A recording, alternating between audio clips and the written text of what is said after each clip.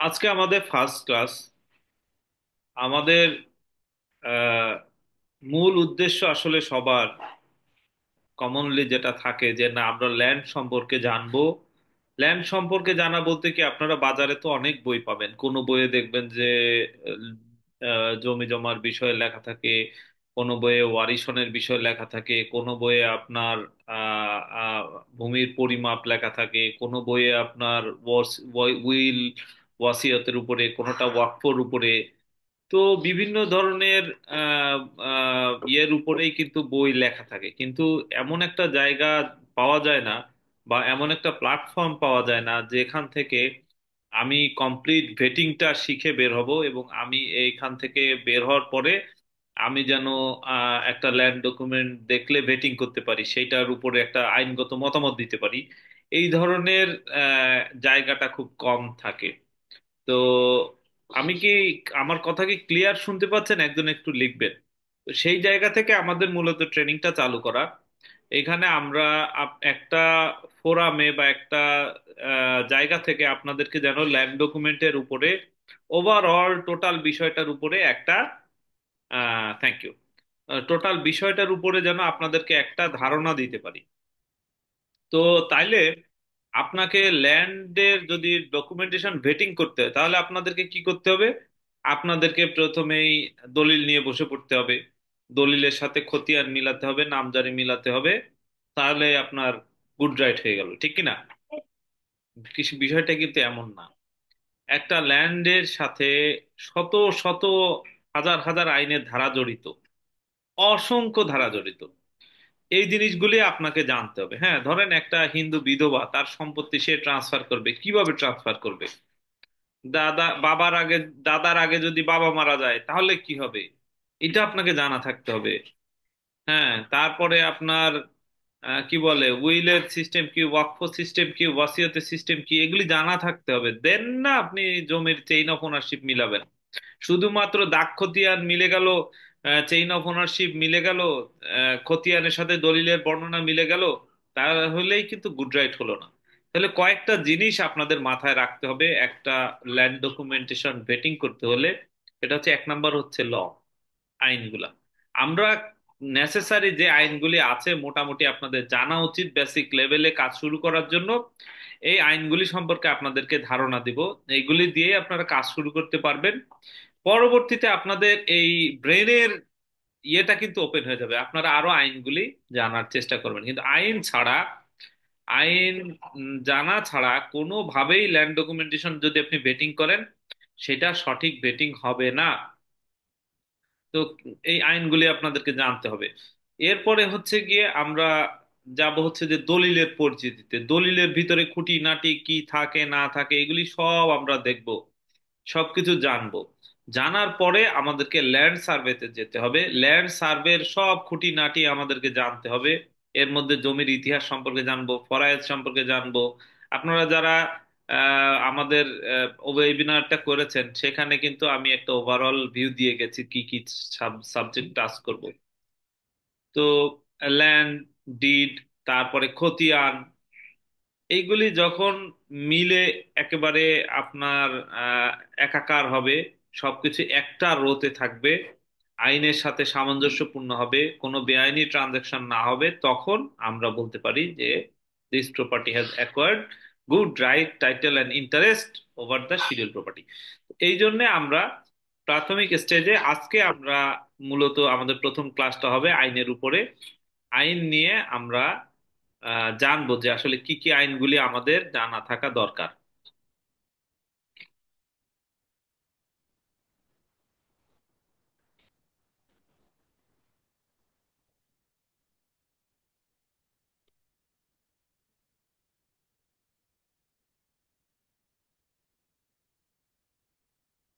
Presentation.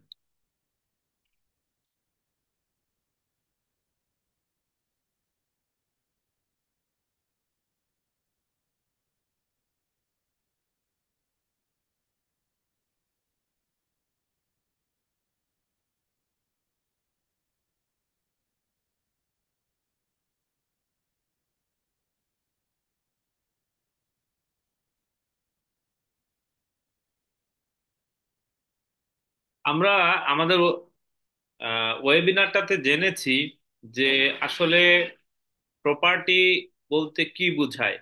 তারপরেও আপনাদেরকে একটু আহ, ধারণা দেই যে প্রপার্টি বলতে এমন জিনিসকে বোঝায় যেটার উপরে আমার অধিকার থাকবে, আমার মালিকানা থাকবে, মানে দলিল দস্তাবেজ বা কোনো ধরনের কোনো মালিকানার ডকুমেন্ট থাকবে, সেটার উপরে দখল সত্ত্ব থাকবে, এবং আমি অ্যাকচুয়ালি সেটা ভোগ দখল করব, এবং এটাকে আবার হস্তান্তর আরেকজনের কাছে বিক্রি করা বা ট্রান্সফার করা যাবে। এই কোয়ালিটি হলে একটা জিনিসকে আমরা সম্পত্তি বলতে পারি। সম্পত্তির মালিকানা আমরা দুই ভাগে ভাগ হয় আমরা বলেছি, একটা হচ্ছে ফ্রি হোল্ড প্রপার্টি, একটা হচ্ছে lease hold property. Free hold property কোনটা? যেই সম্পত্তিটা আসলে সাধারণ ব্যক্তি মালিকানাধীন সম্পত্তি এবং আরেকজন ব্যক্তির কাছে ট্রান্সফার হয়, এখানে সরকারের কোনো কর্তৃত্ব বা কোনো ধরনের কোনো নিয়ন্ত্রণ থাকে না, এটা আসলে ফ্রি হোল্ড প্রপার্টি। আর লিজ হোল্ড প্রপার্টি সরকার সাধারণ মানুষকে যে ইজারা মূলে বা লিজ মূলে যে সম্পত্তিটা দান করে, এটাই লিজ হোল্ড প্রপার্টি। এখানে লেখা থাকবে বিস্তারিত, আমি চেষ্টা করব আপনাদেরকে একটু সহজ করে বোঝানোর জন্য, যেন যখন পড়বেন তখন আপনারা বুঝতে পারেন। আরেকটা জিনিস হচ্ছে, একটা স্লাইড দেখবেন ইংলিশে আছে, একটা বাংলাতে আছে। ইংলিশে থাকার কারণ হচ্ছে আসলে ওটা আইনটা ইংলিশেই লেখা। তো আমি চাইবো যে আপনারা ইংলিশটা পড়ে বোঝার চেষ্টা করেন। আমি ইংলিশ স্লাইড থেকে প্রেজেন্টেশন দিব। তাতে হবে কি, ভবিষ্যতে আপনারা আইনটা যখন দেখবেন বা কারোর সাথে আইন নিয়ে কথা বলবেন তখন কিন্তু ইংলিশটাই আসবে। তো এই জন্য ইংলিশটার উপরে ইয়ে করবেন, আর বাংলাটা গুগল থেকে ট্রান্সলেট করে রাখা হয়েছে, একটা ধারণা পাবেন যে আসলে এটার অর্থ কেমন হতে পারে, এরকম একটা আইডিয়া গ্রো করবে আপনাদের। তো সরকারি বিভিন্ন জমি আছে, খাস জমি আপনাদেরকে যেটা বলেছি যে খাস জমি কোনটা। স্টার্ট রেকর্ডিং বাটন, আমি তো রেকর্ড করেছি অলরেডি ভাইয়া, রেকর্ড করেছি তো।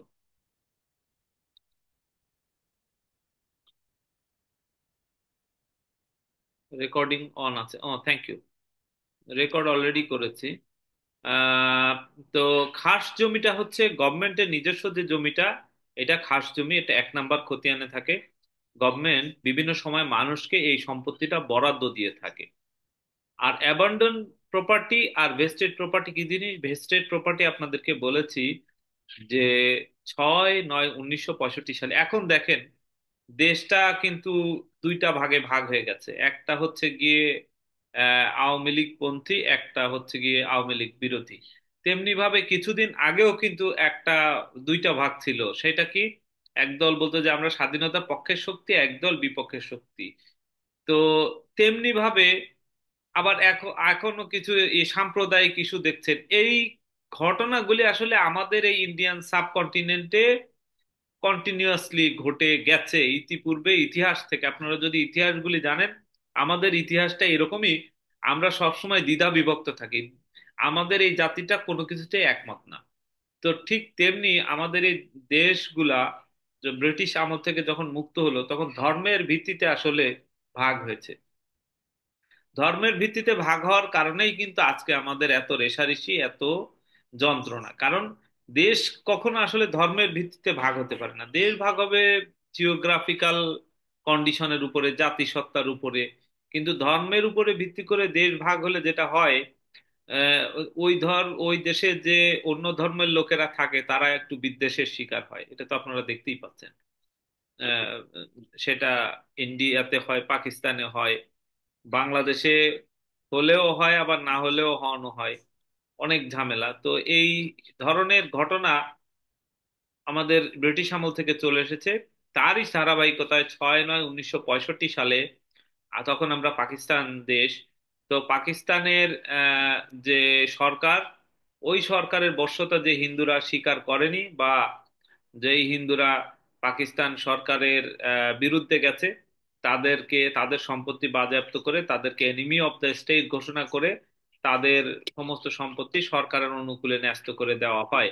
অনেকে যেটা জানা গেছে যে মেরে ফেলা হয়েছে, বা কেউ পালিয়ে গেছে, বা কেউ ছিল হয়তো তাদের সম্পত্তিও বাজেয়াপ্ত হয়েছে।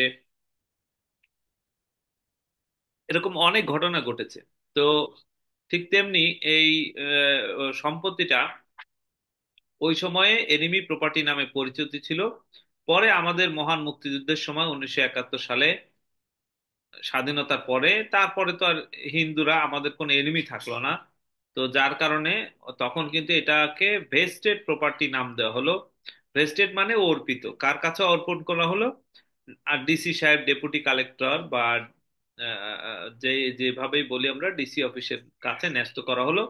এই সম্পত্তিটা দুইটা তফসিল ছিল, একটা হলো ক তফসিল, একটা হলো খ তফসিল, এখনো আছে।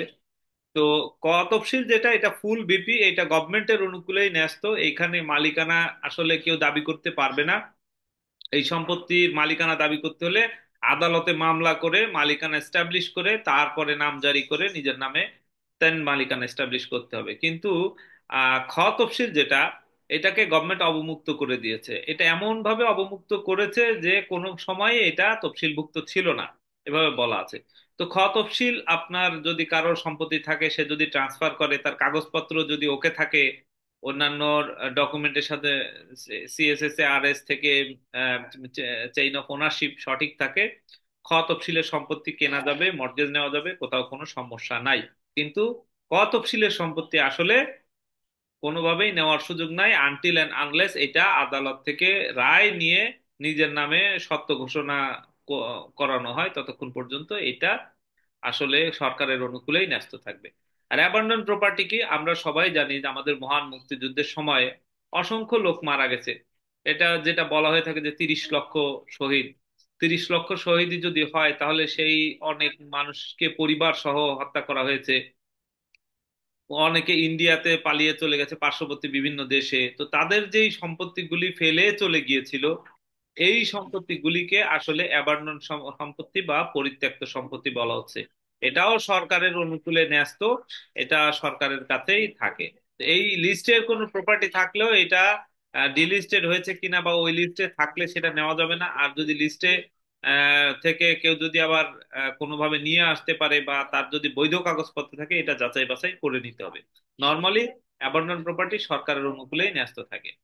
আরো অন্যান্য কিছু প্রপার্টি আছে, ওয়াকফ প্রপার্টি। ওয়াকফ প্রপার্টি আমরা গত দিনেও বলেছি যে ওয়াকফটা হচ্ছে আসলে ধর্মীয় অনুভূতির উপরে ভিত্তি করে ধর্মীয় কল্যাণ লাভের আশায় কোনো ধর্মীয় প্রতিষ্ঠানে দান করা হলে তাকে ওয়াকফ বলে। ওয়াকফটা নর্মালি মুসলমানরা মসজিদ মসজিদ এবং মাদ্রাসাতে করে থাকেন। ওয়াকফ এই সম্পত্তিটা নিয়ন্ত্রণ করে বাংলাদেশের ওয়াকফ স্টেট।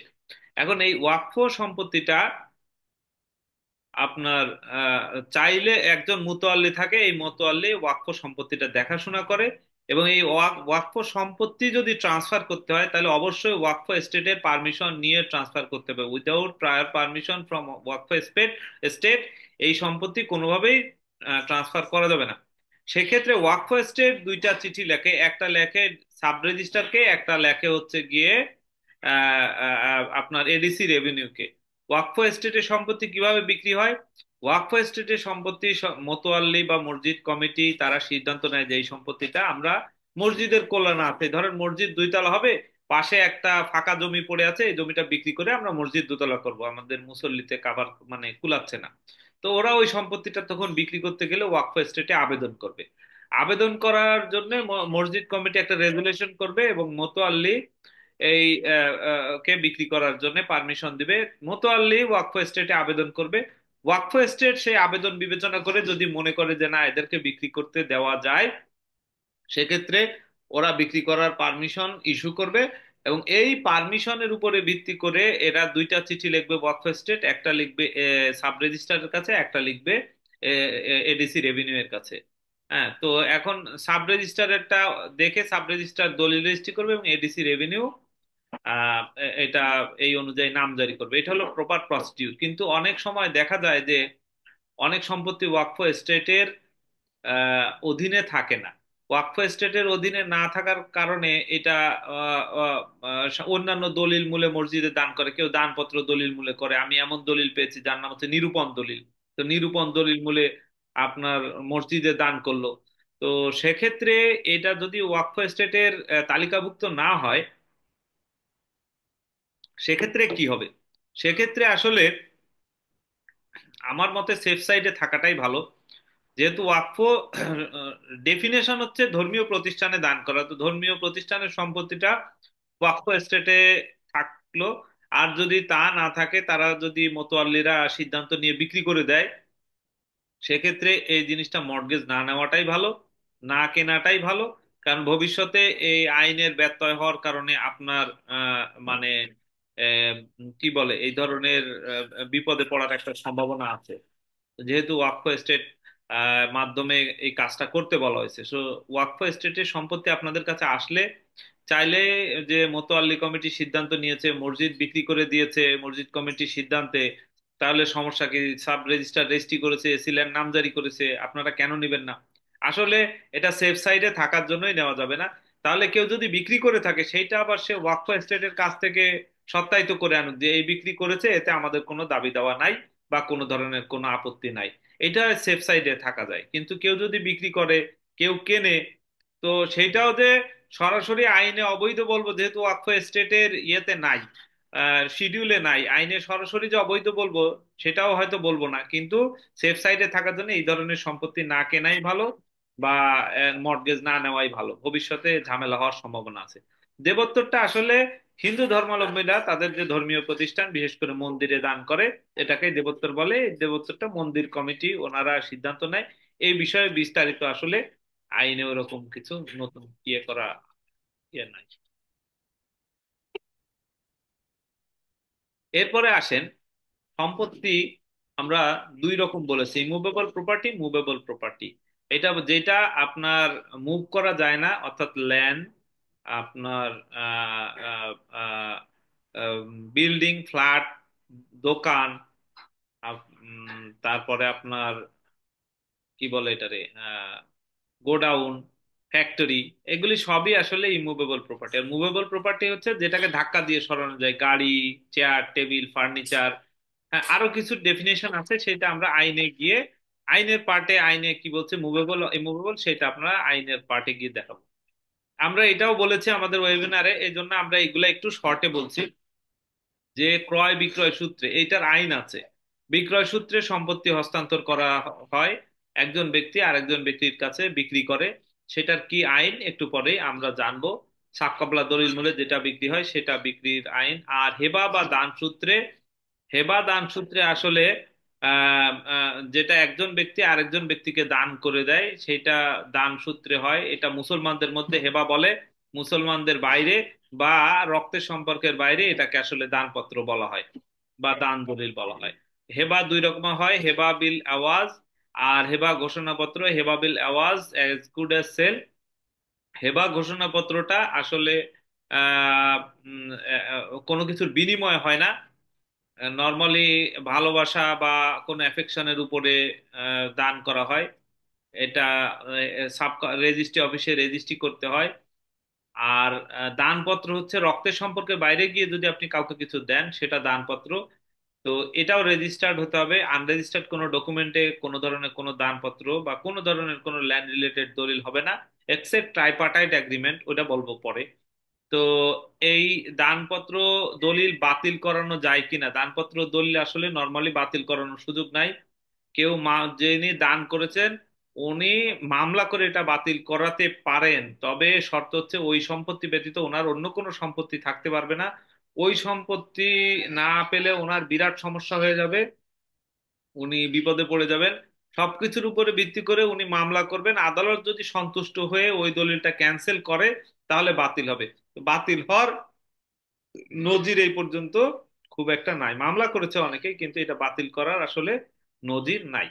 এরপর হচ্ছে ইজারা সূত্রে, গভর্নমেন্ট যে লিজ দেয়, লিজ দলিল মূলে যে সম্পত্তিগুলি মানুষকে দেওয়া হয়, এই ইজারা সূত্রে মালিক হয়। এই লিজের যেই আহ, বিষয়টা, এটা আমরা আলাদাভাবে শিখবো, এই ট্রেনিং এ শিখবো।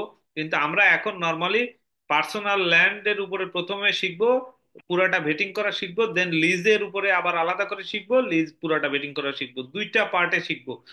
নর্মাল পার্সোনাল ল্যান্ড আর লিজ ল্যান্ড একসাথে গুলিয়ে ফেলবো না আমরা, তাহলে ভেজাল লেগে যাবে। তো ইজারা সূত্রে গভর্নমেন্ট মানুষকে লিজ দিয়ে থাকে। এরপরে আসেন বিনিময় সূত্রে। বিনিময়টা হচ্ছে এক্সচেঞ্জ, আমরা কি বলি এওয়াজ বদল দলিল। এওয়াজ বদল কেমন হয়? আপনার জমিটা আমাকে দিবেন, আমার জমিটা আপনি নিবেন।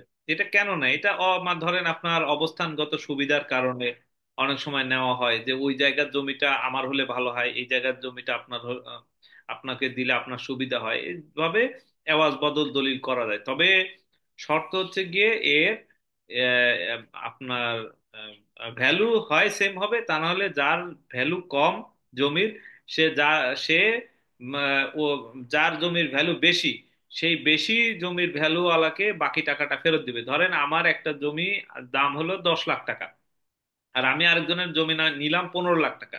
তো যার জমি 15 লাখ টাকা দিয়ে আমাকে দিল, তো সে লস করলো না? তাহলে আমি 10 লাখ টাকার জমি তাকে দিলাম, আরো 5 লাখ টাকা তাকে ক্যাশ বুঝিয়ে দিলাম, এটা দলিলের মধ্যে লেখা থাকতে হবে। এটাই বলে বিনিময়। আর আদালতের রায় সূত্রে এটাকে বলে হচ্ছে বয়নামা দলিল। এটা আদালত কর্তৃক কোনো ডিক্রি বা সোলেনামা, নিলাম, হস্তান্তর প্রভৃতি মাধ্যমে একজন ব্যক্তিকে এইভাবে মালিকানা হস্তান্তর করা হয়ে থাকে। এবং আদালতের দেওয়া এই ডকুমেন্টটা আসলে রেজিস্ট্রেশন বাধ্যতামূলক না। কোর্টের যে আদেশটা, এটাই মানে বয়নামা দলিল হিসেবে গণ্য হবে। তবে বর্তমানে এটা সাব রেজিস্ট্রারদের ওখানে একটা রেকর্ড রাখা হয়, যেন সাব রেজিস্ট্রারের ভলিউমে থাকে যে এইটা আদালতে ইয়ে হয়েছে, বিক্রি হয়েছে, তারপরে নামজারি হয়। উইল ওসিয়তনামা। আচ্ছা, উইল এবং ওসিয়তনামাটা হচ্ছে মাধ্যমে সম্পত্তি ট্রান্সফার হয়। সেখানে কি হয়, একজন ব্যক্তি তার সম্পত্তির 3 ভাগের 1 ভাগ আরেকজন ব্যক্তি মুসলিমকে উইল করতে পারেন। এবং এই উইল করতে হলে কিন্তু আপনার এর থেকে বেশি যদি উইল করতে হয় তার কোনো ব্যক্তিকে, তাহলে কিন্তু আপনার বাদ বাকি যারা ওয়ারিশ আছে তাদের সবার পারমিশন নিতে হয়, তা নাহলে উইল করা যায় না পুরা সম্পত্তিটা বা 3 ভাগের 1 ভাগের বেশি। এটা মূলত করা হয়েছে আসলে আমাদের ইন্ডিয়ান সাবকন্টিনেন্টের বাইরে প্র্যাকটিস করা হয়। ধরেন দাদার আগে বা যদি বাবা মারা যায়, সেক্ষেত্রে দাদা বাধ্যতামূলক উইল করে, মিশর বা অন্যান্য দেশে এই সিস্টেম আছে। আমাদের দেশে নর্মালি উইল করা হয় যেটা হচ্ছে গিয়ে কিছু কিছু ক্ষেত্রে যদি কেউ কাউকে জমি দিতে চায় অ্যাডভান্স, সেক্ষেত্রে উইল করে নর্মালি। তাছাড়া এই ধরনের উইল দলিল আমাদের দেশে প্রচলন নাই, বাইরের দেশে বাধ্যতামূলক উইল প্রচলন আছে। আর উত্তরাধিকার সূত্রে হচ্ছে আপনার দাদার থেকে আপনার বাবা পেলো, আপনার বাবা থেকে আপনি পাচ্ছেন, আপনার ভাই বোনরা পাচ্ছে। এটাই মূলত আসলে উত্তরাধিকারী সূত্রে জমি ট্রান্সফার। এর সাথে কিছু আছে অ্যালুভিয়ান এবং ডিলুভিয়ান ল্যান্ড। অ্যালুভিয়ান এবং ডিলুভিয়ান বলতে সিকস্তি এবং পায়স্তি বোঝায়। সেটা হচ্ছে গিয়ে নদী যখন আপনার আহ, আহ, ইয়ে থাকে, নদীটা নদী তো নর্মালি নদীর পাড় থাকে। তো এই পাড়টা একটা পাড় ভাঙে আর একটা পাড় গড়ে। তো যে পাড়টা ভেঙে যায় এটাকে এটা আহ, ধরেন 30 বছরের ভিতরে যদি আবার জেগে ওঠে, সেখানে আপনার একটা অধিকার বর্তায়। আর যে পার্টটা আপনার জেগে থাকে, এই পার্টটা নর্মালি আপনার সরকারের উপরে 30 বছরের পরে যদি হয় সরকারের সম্পত্তি। অনেক মামলার কেস রেফারেন্স আছে যেখানে বলা হচ্ছে নদী থেকে জেগে ওঠা সম্পত্তি মূলত সরকারের সম্পত্তি।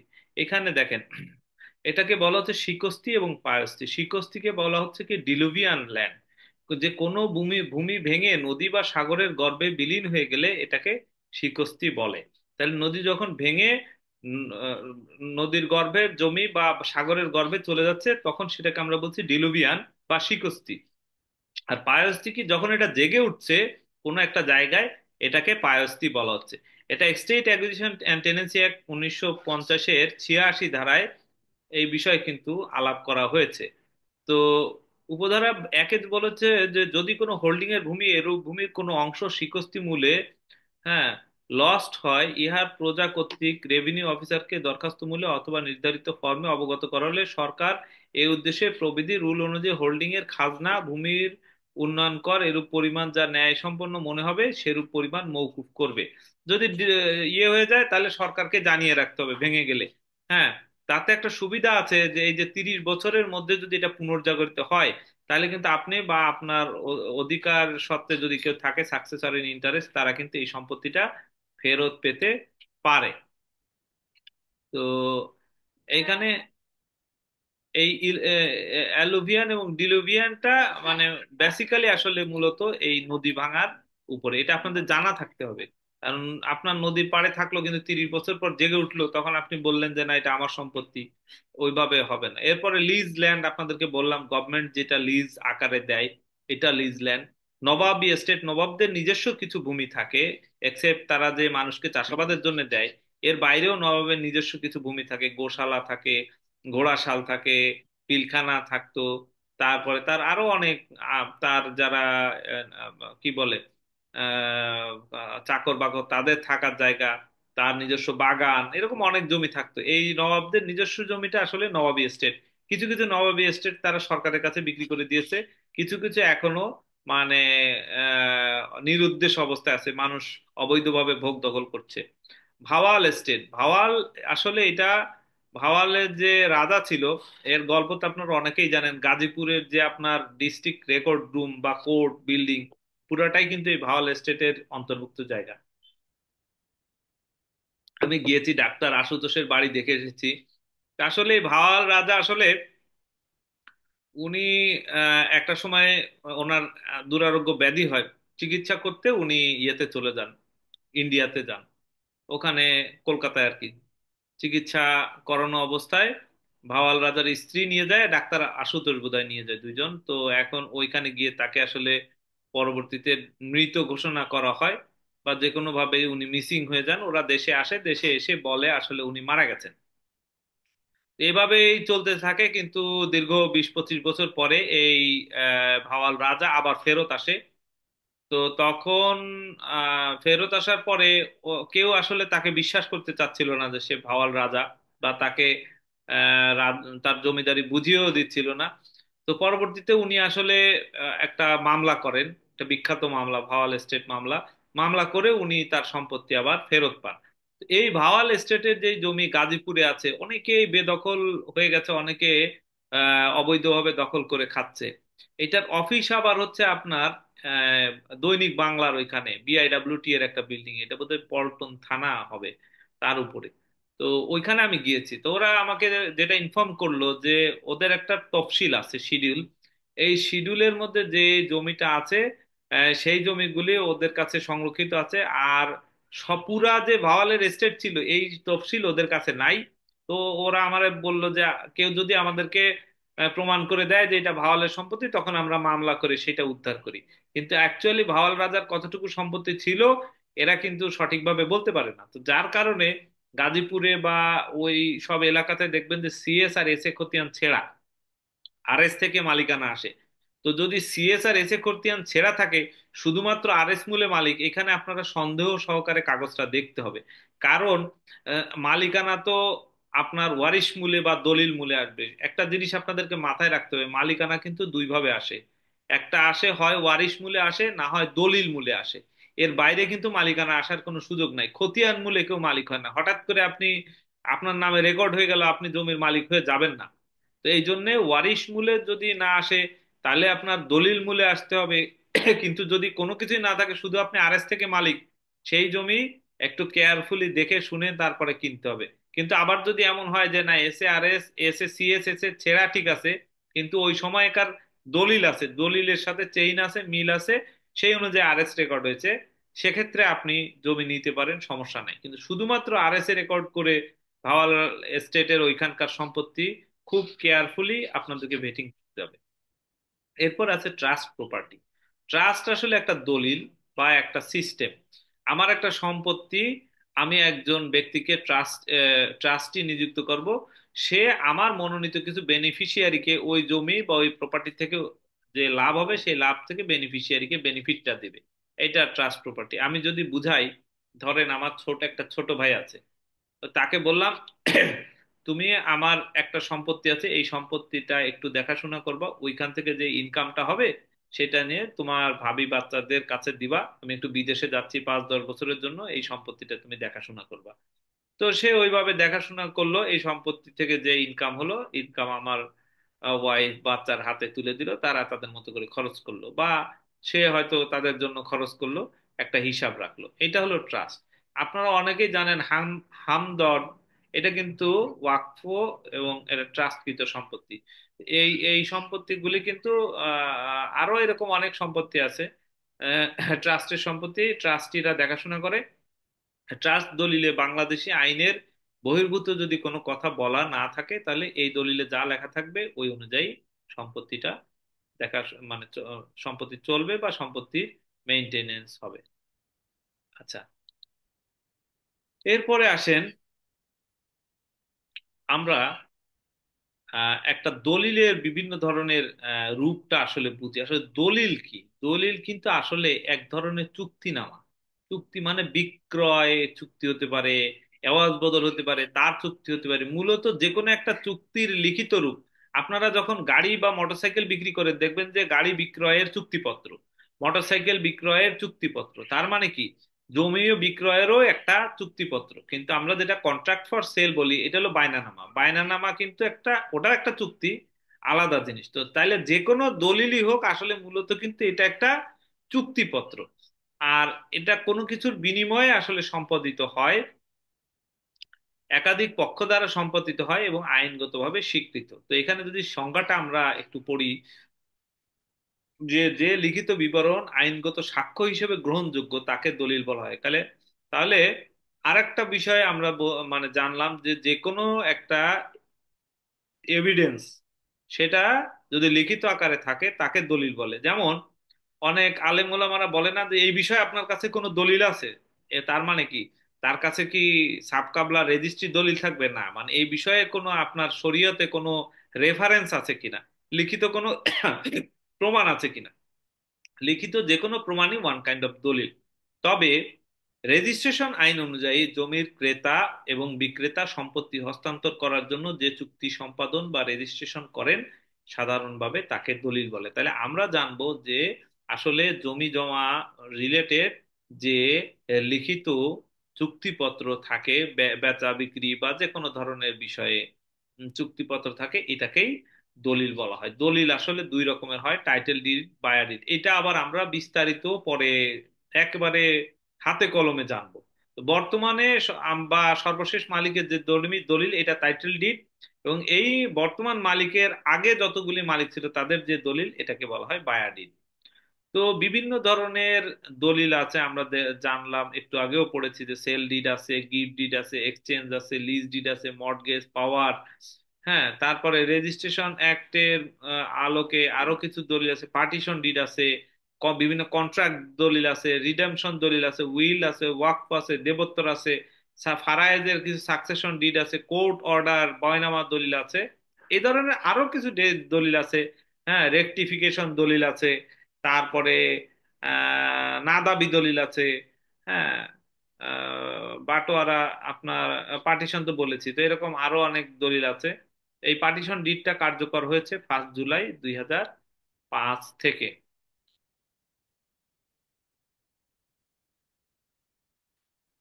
সাদা কাগজে লিখে সাইন নিয়ে এটার কতটুকু ডকুমেন্ট হিসেবে সাক্ষ্য দিবে, তো এটা বলবো। সাদা কাগজে সাইন নিয়ে আসলে এটার শুধুমাত্র এটা একটা মানে লেখা, এটাই প্রমাণ করে, কিন্তু জমি জমার ক্ষেত্রে সাদা কাগজে আসলে সাইন নিলে এটা দিয়ে কোনো লাভ নাই, এটা দিয়ে কিছুই হবে না।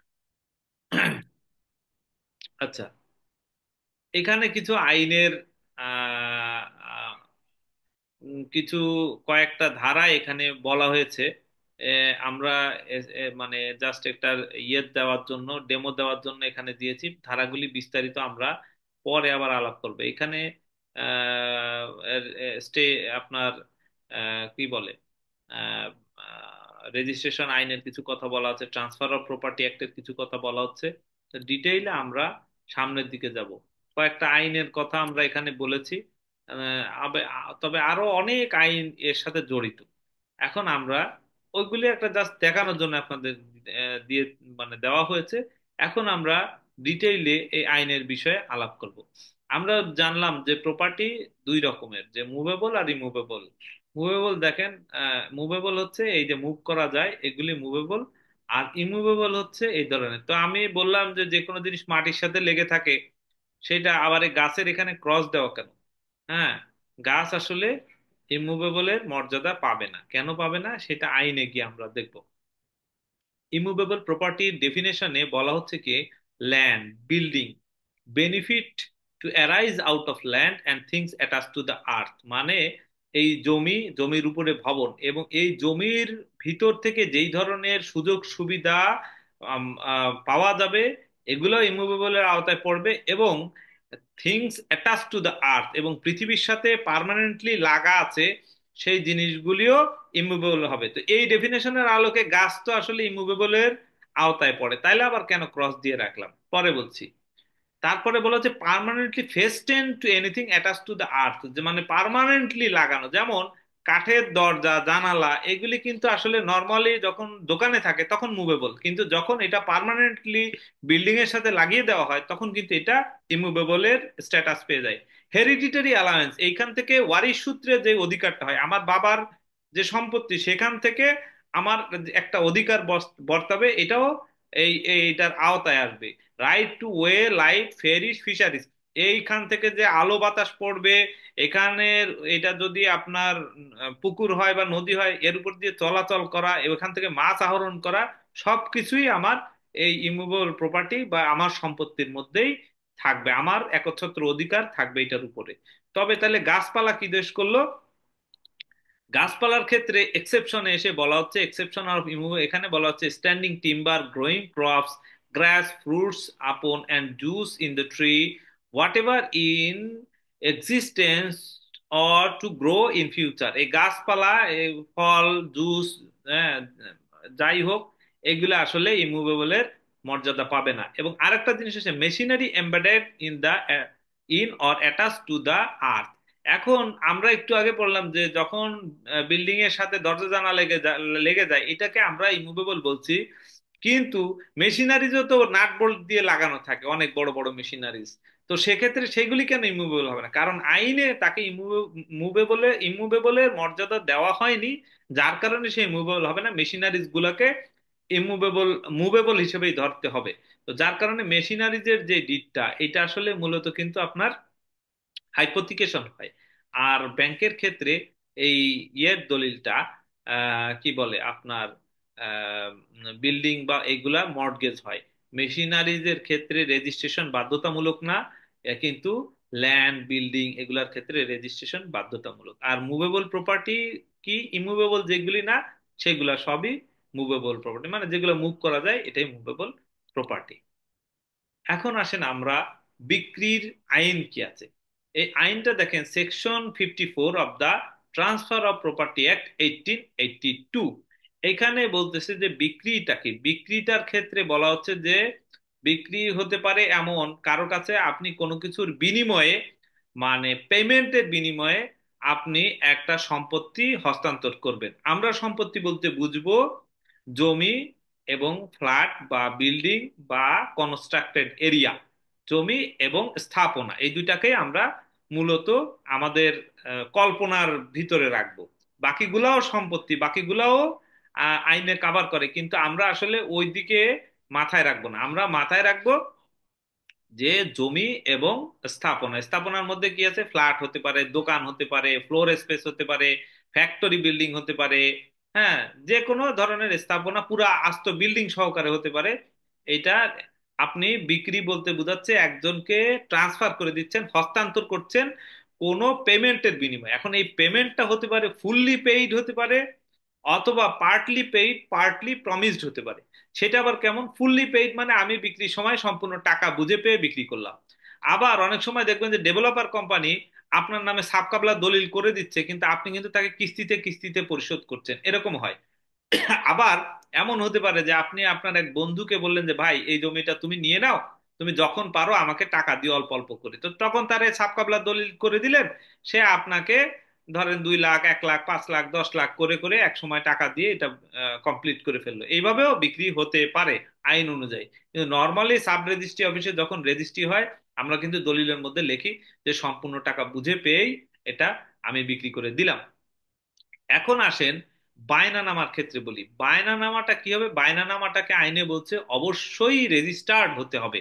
এবং বায়নানামার মেয়াদ কয়দিন হবে? বায়নানামার মেয়াদ কিন্তু আপনাকে বলা হচ্ছে যে এখানে যদি এই বায়নানামার দলিলের মধ্যে যতদিন মেয়াদের কথা বলা হচ্ছে সেটাই টাইম হবে। তবে যদি কোনো নির্দিষ্ট মেয়াদ বায়নানামার মধ্যে না বলা থাকে তাহলে এটা 6 মাস ভ্যালিড থাকবে। এখানে দেখেন পড়ে শুনাই। In a contract for sell any immovable property a time to be effected from the date of registration shall be mentioned for execution and registration of the instrument of sale, and if no time is mentioned 6 months shall be the time। তাহলে এটা registration হতে হবে। Registration এই দলিলের মধ্যে যতদিন সময় বলা থাকবে অতদিনই এটা মেয়াদ ভ্যালিড থাকবে। যদি কোনো সময় বলা না থাকে তাহলে 6 মাস এটার মেয়াদ হবে। আমি প্রশ্নগুলি আসলে নিব একেবারে শেষ করে তারপরে প্রশ্ন নিব, আপনারা লিখেন। আমি এই মুহূর্তে which law defines movable and immovable property, transfer of property act, sorry registration act. হ্যাঁ, তো আহ, এইখানে আমরা ফ্লোটা আসলে নষ্ট হয়ে যায়। এই প্রশ্ন আসলে প্রশ্ন আপনারা করে রাখেন, আমি আর মেসেজ দেখছি না, মেসেজ একবারে শেষে গিয়ে দেখে আমি প্রশ্নের উত্তর দিব। তো এখানে আহ, আমরা তাহলে জানলাম বায়নানামার মেয়াদ হবে যদি কিছু না লেখা থাকে 6 মাস। আচ্ছা, এখানে duties of seller section 55(1) of the transfer of property অ্যাক্টে বলা হচ্ছে একজন বিক্রেতা তার কিছু দায় দায়িত্ব আছে। সেই বিষয়গুলি কিন্তু আইনে বলা হচ্ছে যে disclose to the buyer any material defect. জমির মধ্যে যদি কোনো সমস্যা থেকে থাকে মালিকানায় বা কোনো ধরনের কোনো সমস্যা সেটা তাকে জানাতে হবে। যদি সে গোপন করে বিক্রি করে তাহলে কিন্তু এই আইন সে ভায়োলেট করলো, তাহলে ক্ষতিপূরণের মামলা তার বিরুদ্ধে করা যাবে। তারপরে সে কি করতে হবে, এক্সামাইন অল ডকুমেন্ট, ওই জমির যে কাগজপত্র আছে সব কাগজপত্র তাকে দেখতে দিতে হবে। আপনারা জমির কাগজপত্র চাইলে অনেকে বলে ভাই এত কাগজপত্র চান কিসের জন্য, আবার ডেভেলপাররা বলে স্যার কিছু অ্যাডভান্স মানি দেন তারপরে আপনার জমির কাগজপত্র দেখতে। আরে বেটা, আইনে তোরে বলছে যে তুই আমার আগে কাগজ দেখতে দিবি তারপর না আমি কিনবো, কিন্তু না দেখতে দিয়ে এই অন্ধকারের মতো আপনাকে দিয়ে বুকিং দিয়ে তারপরে ভেজালের একটা জমি আপনাকে ধরিয়ে দেবে। এই জন্যে আপনারা এই রেফারেন্সটা সবসময় অ্যাজ এ লয়ার বলবেন যে যদি কেউ জিজ্ঞাসা করে যে কি আপনি এত ডকুমেন্ট চাচ্ছেন কেন দেখতে, আপনি বলবেন যে আইনে আমাকে বলছে। কোন আইন? Section 55 of the transfer of property act 1882 আমাকে পরিষ্কার ভাবে বলছে যে তুমি সব ডকুমেন্ট আমাকে দেখতে দিতে হবে। Answer to the best of his information, সঠিক উত্তর দিতে হবে। কিছু পেটে রাখলাম কিছু মুখে রাখলাম তখন বলবেন যে ভাই তখন তো আমার মনে ছিল না বা কিছু এই ধরনের 2 নম্বরে উত্তর দেওয়া যাবে না। যেটা জানেন পরিষ্কার ভাবে বলতে হবে। কারো ভালো লাগলে কিনবে, কারো ভালো লাগলে কিনবে না। এক্সিকিউট প্রপার কনভেন্স, এখন আপনার কাছে সে কিনে নিচ্ছে, আপনি বললেন যে ভাই আমি আপনাকে হেবা দলিল করে দিই। হেবা দলিল করে দিয়ে 2 দিন পরে মামলা করে দিলেন। বললেন যে ভাই আপনার তো এখন রেজিস্ট্রেশন কস্ট কম আসবে, কিন্তু 2 দিন পরে মামলা করে দিলেন। এই কাজ করা যাবে না। যেই ধরনের ট্রান্সফার হবে, যদি আপনি তার সাথে এওয়াজ বদল করেন তাহলে এওয়াজ বদল দলিল হবে। যদি আপনি তারে পাওয়ার দেন পাওয়ার দলিল হবে। যদি তার কাছে বিক্রি করেন তাহলে সাবকাবলা দলিল হবে। কিন্তু বিক্রি করে হেবা দলিল করা ঠিক না, বা সঠিক দলিলটা করে দিতে হবে। Take as much care at the of the property and all documents. এখানে বলা হচ্ছে যে আসলে কন্ট্রাক্ট ফর সেলের পরে মানে বায়না হওয়ার পরে দেখা গেল যে আপনি চিন্তা করলেন আমি জমি বায়না করে বিক্রি করে দিব, তো বায়না করলাম এখন জমির উপর দিয়ে 2 কোদাল মাটি কেটে বিক্রি করে দিই, না এটা করা যাবে না। গাছপালা আছে কেটে নিয়ে যাই, নেওয়া যাবে না। বায়নার সময় যেভাবে ছিল সেভাবে জমির সমস্ত জমির ফিজিক্যাল এবং কাগজপত্র সবকিছু আপনাকে আগের মতো করেই যত্নশীল ভাবে রাখতে হবে। বায়নার পরে আপনি যদি এটা কোনো ক্ষতি সাধন করেন তাহলে কিন্তু আপনি আইনকে ভায়োলেট করলেন। এরপরে বলা হচ্ছে যে বিক্রির পরে ক্রেতাকে পজিশনটা বুঝিয়ে দিতে হবে। এরপরে ডিউটিস অফ সেলার, তো সেলারের কিছু দায় দায়িত্ব আছে। সেটা আমরা আহ, আহ, আরো কিছু দায় দায়িত্বগুলি আমরা জানবো যে pay all public charge and rent, যে সরকারি যে চার্জ এবং রেন্ট আছে বিক্রি দলিল হওয়ার আগ পর্যন্ত এই সেলার কিন্তু এগুলি পরিশোধ করবে। এবং ইন্টারেস্ট হুইচ দ্য সেলার আপনার প্রফেস টু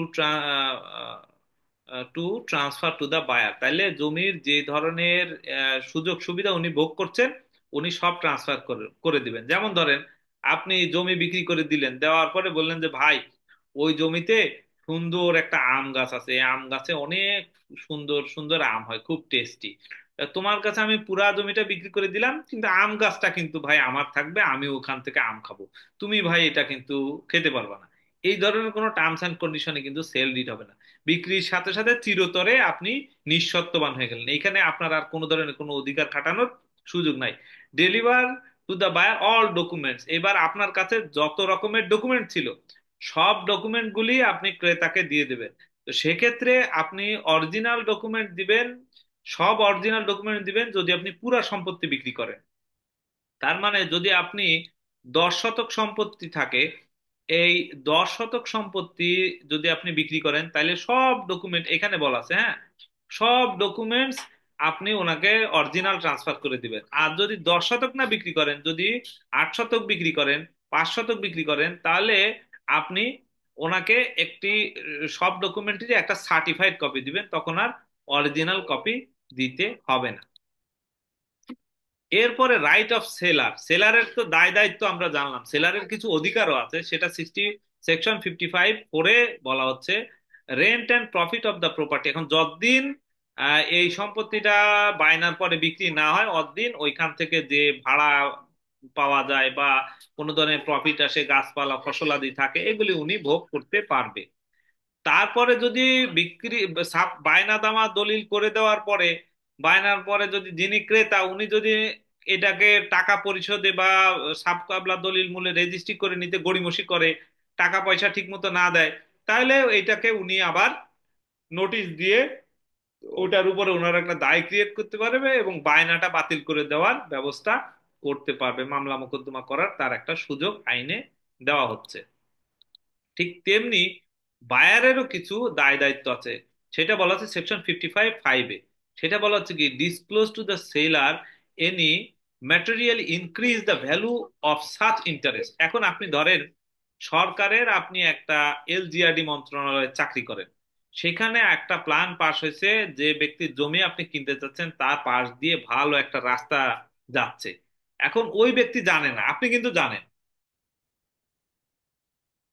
এখন আপনি তাকে না বলে এই সম্পত্তিটা তার কাছ থেকে জাস্ট বলে কয়ে কিনে নিলেন, কিন্তু যেহেতু আপনি এলজিআরডি তে চাকরি করেন, ধরে নেওয়া হবে যে আপনি এটা জানতেন।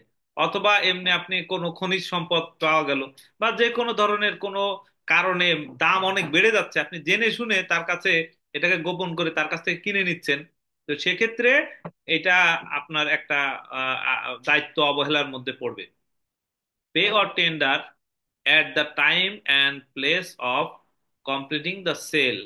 হ্যাঁ, তো এই সেলের যে খরচাপাতি আছে সবকিছু আপনি হচ্ছে যে বিয়ার করবেন, এবং bear any loss arising from the destruction. এখন যদি কেনার পরে নর্মালি সবকিছু ঠিক থাকে আপনার কাছে, সে দাতা কোনো গোপন কোনো কিছু না করে, তারপরে দেখা গেল জমি নদীতে ভেঙে নিয়ে গেছে, এটা তো আর কিছু করার নাই। হ্যাঁ, সুনামি এসে আপনার জমি জমি পানির নিচে চলে গেছে, সেখানে আসলে কিছু এর যা লস হবে এটাকে আপনাকে বহন করতে হবে। বা গভর্নমেন্ট অ্যাকোয়ার করে নিয়ে গেল, যে কোনো ধরনের খারাপ ইয়ে হতে পারে, সেখানে যদি দাতার কোনো ইনভলভমেন্ট না থাকে তাহলে আপনাকে এই দায় বহন করতে হবে। Pay all public charge rent, কেনার পরে সরকারি যত চার্জ আছে রেন্ট আছে এটা আপনি দিবেন। এরপরে বলা হচ্ছে রাইট অফ বায়ার, বায়ারের কিছু রাইট আছে, যে benefit of any improvement in or increase the value. এখন নর্মালি আপনি কেনার পরে, আগে লুকান নাই বা আগে আপনি জানতেন না, কিন্তু আপনি কেনার পরে কিছুদিন পরে আপনার এই জমির দামটা বেড়ে গেল। যেমন আমি নিজের কথাই বলি, আমি খুলনাতে একটা ডেভেলপার কোম্পানির কাছ থেকে একটা ল্যান্ড কিনেছিলাম। তো যখন কিনেছি তখন এটা আপনার পানির ভিতরে আর কি, পুকুরের পাড় দিয়ে হেঁটে, আমাদের এলাকায় বলে ঘেরের পাড় দিয়ে হেঁটে হেঁটে হেঁটে হেঁটে জমিতে যাওয়া লাগতো আমাকে। একটা বিলের মাঝখানে নিয়ে বলে এরকম জায়গায় হয়তো আপনার জায়গাটা হবে। তা আমি ওদের উপরে বিশ্বাস করে কিনেছি। এখন দেখা যাচ্ছে সেখানে তারা রাস্তাঘাট করে বসুন্ধরা রেসিডেন্সিয়াল এরিয়ার মতো বিশাল করে বালি টালি ফেলে একদম 20 ফিটের রাস্তা, 15 ফিটের রাস্তা সব দিয়ে ফ্ল্যাটের দাম ডাবল হয়ে গেছে। এখন যেটা ডাবল হয়েছে এই বেনিফিট, এখন যদি তারা আমারে বলে যে ভাই আমরা তো রাস্তা টাস্তা করে দাম বেড়ে গেছে, তুমি আমার বাড়তি টাকা দাও, এটা তো আমি দিব না, কারণ তখন তো তাদের সাথে কথাই ছিল হ্যাঁ রাস্তা টাস্তা করে দিবে, কিন্তু হঠাৎ করে এত দাম বেড়ে যাবে এটা তো ওরাও বোঝে নাই। তো এই জন্যে নর্মালি যদি এই ধরনের কোনো কারো পক্ষেরই যদি কোনো ইয়ে না থাকে, দাম বেড়ে গেলেও আপনার, লস হলেও আপনার। তারপরে বলে স্পেসিফিক পারফরমেন্স অফ কন্ট্রাক্ট, তারপরে আপনার যদি বায়নানামা করা থাকে, বায়না দলিল করা থাকে এবং এটা ভ্যালিড থাকে, কিন্তু দাতা দেখা যাচ্ছে যে গড়িমসি করছে, যে না আপনার থেকে একজন বেশি দামের একজন একজন বেশি দাম দিতে চাচ্ছে, তো সেক্ষেত্রে সে আপনাকে দলিল করে দিতে চায় না, তখন আপনি স্পেসিফিক রিলিফ অ্যাক্টের আওতায় স্পেসিফিক পারফরমেন্স অফ কন্ট্রাক্টের মামলা করে ওনার কাছ থেকে উনি যদি লিখে না দেয়, তাহলে আদালত বয়নামা দলিলের মাধ্যমে আপনাকে দলিল করে দিবে, এটার আপনি অধিকারী হবেন।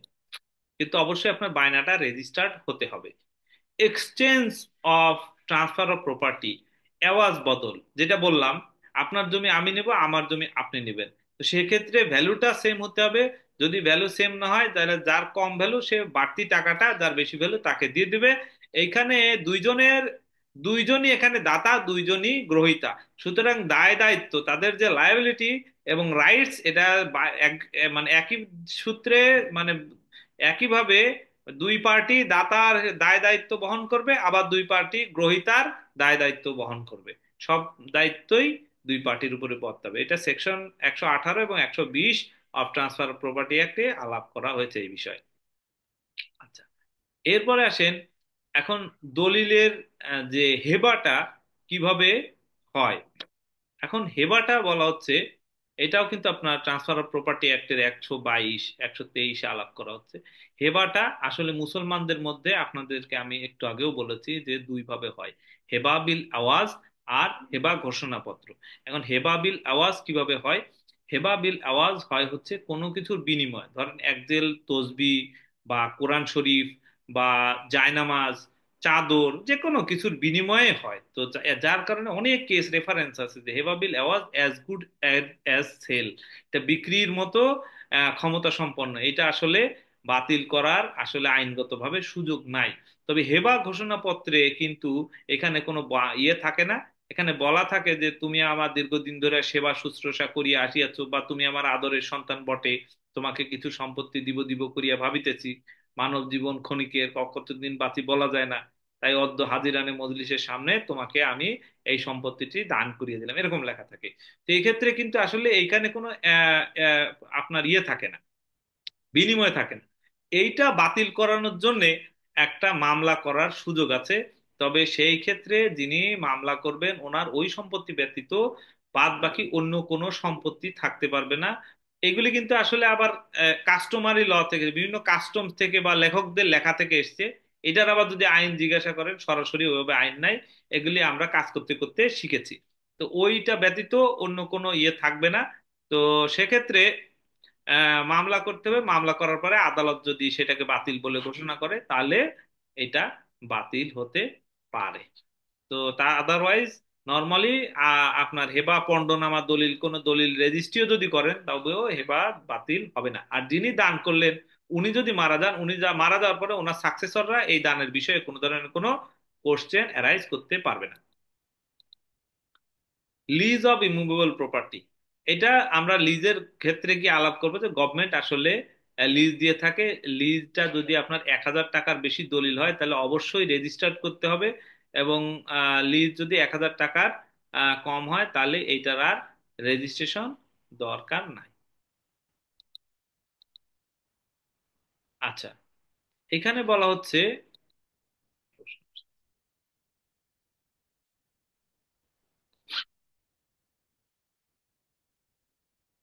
এখানে বলা হচ্ছে যে maintenance of the record of rights, এখানে 143 ধারায় আসলে নামজারি বা খাজনা নেওয়ার জন্য যে ভূমি অফিসাররা যেভাবে কাজ করে থাকে, এই কথাগুলি বলা হচ্ছে, যে এখানে কালেক্টররা তারা আপ টু ডেট খাজনা রেকর্ড করবে, নাম চেঞ্জ করবে, নতুন নাম ইয়ে করবে, ওদের যে কার্যক্রমটা, এইটা 143 ধারায় এই নামজারির বিষয়টা বলা হচ্ছে। এরপরে আসেন, একটা মজার জিনিস আপনাদেরকে দেখাই, যে আমরা অনেক সময় যে কোনো আইনের দুই একটা সেকশন পড়েই একটা বড় আকারে একটা আইনগত মতামত দিয়ে বসি, কিন্তু একটা আইনের সাথে যে অন্যান্য কত আইন আপনার মানে সম্পর্কযুক্ত থাকে, এটা ছোট্ট একটা উদাহরণ, এটা দেখলে আপনারা বুঝতে পারবেন। এখানে বলা হচ্ছে পার্সন কম্পিটেন্ট টু ট্রান্সফার, কে ট্রান্সফার করতে পারবে। Section 7 of the transfer of property অ্যাক্টে বলা হচ্ছে যে every person competent to contract, হ্যাঁ, entitled to transfer of the property, তাইলে বলা হচ্ছে যে ব্যক্তি কন্ট্রাক্ট করতে পারে সে সম্পত্তি ট্রান্সফার করতে পারে। এ দিয়ে কি বুঝলাম? কন্ট্রাক্ট করতে পারে, তাহলে আমি কিভাবে বুঝবো যে কন্ট্রাক্ট কিভাবে করবে? তাহলে আমাকে কন্ট্রাক্ট অ্যাক্টে যেতে হবে। চলে যাই আমরা কন্ট্রাক্ট অ্যাক্টে। কন্ট্রাক্ট অ্যাক্টে এসে আবার বলছে 1872 এর 11 ধারা এসে বলছে every person competent to contract who is of the age of majority according to the law. তাহলে যার এজ অফ মেজরিটি হয়েছে সে কন্ট্যাক্ট করতে পারবে, and who is of sound mind, পাগল হবে না, সুস্থ মস্তিষ্কের হবে, এবং আইন দ্বারা ডিসকোয়ালিফাইড হবে না। যাই হোক, এটা বাদ দিলাম। আমরা এখানে আসি যে তাহলে এজ অফ মেজরিটি আবার কি। তাহলে আমরা মেজরিটি অ্যাক্টে চলে যাই। মেজরিটি অ্যাক্টে গিয়ে মেজরিটি অ্যাক্টের 3 ধারাতে এসে বলছে যে যেই ব্যক্তির বয়স 18 হয়েছে সে কিন্তু এই কন্ট্রাক্ট করতে পারবে। তবে আবার সব ক্ষেত্রে 18 না, হ্যাঁ, এখানে আবার এসে বলছে যে কিছু কিছু ক্ষেত্রে 21 ইয়ার্সও হবে, যেমন বিয়ে শাদীর ক্ষেত্রে 21 বছর ছেলেদের, তখন আবার এটারে আবার এজ অফ মেজরিটি 18 বছরকে ধরা যাবে না। তো এইভাবে মানে আইনগুলি আসলে একটার সাথে একটা ইন্টার কানেক্টেড থাকে, পেঁচানো থাকে। এটা যত পড়বেন অত জানবেন, কিন্তু একটা দুইটা সেকশন পড়েই একটা জায়গায় একটা জিনিস লেখা দেখলাম দেখেই যে আমি সবকিছু জেনে গেলাম তা না। আমাকে অনেক রিসার্চ করতে হবে যে এইটার কিছু এক্সেপশন আছে।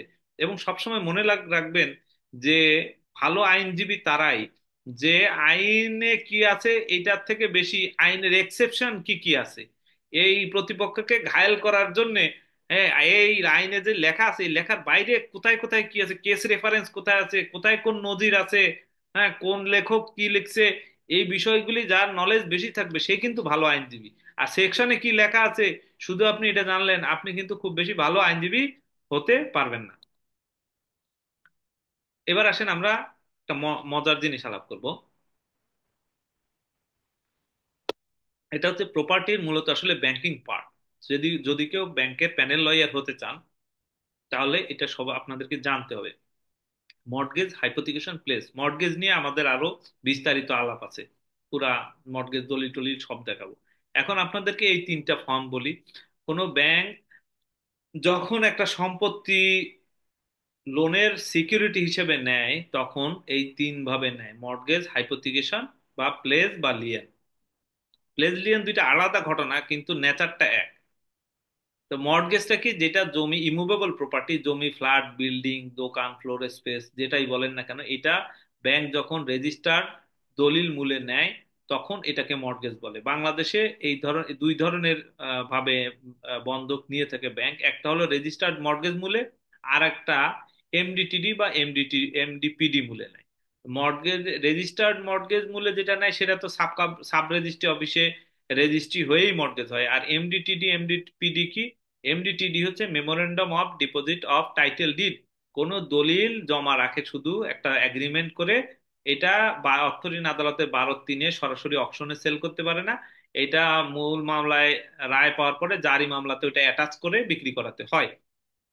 আর যদি আর এমডিপিডি কি? এমডিপিডি হচ্ছে memorandum of deposition of possession did. দোকানের যদি কোনো পজেশন দলিল থাকে সেটাও ব্যাংক ওই এমডিপিডি এগ্রিমেন্টের মাধ্যমে রেখে দেয়, ওইটাও পরে অ্যাটাচ করে বিক্রি করে। এটা হলো ল্যান্ড বা ইমুভেবল প্রপার্টির ক্ষেত্রে।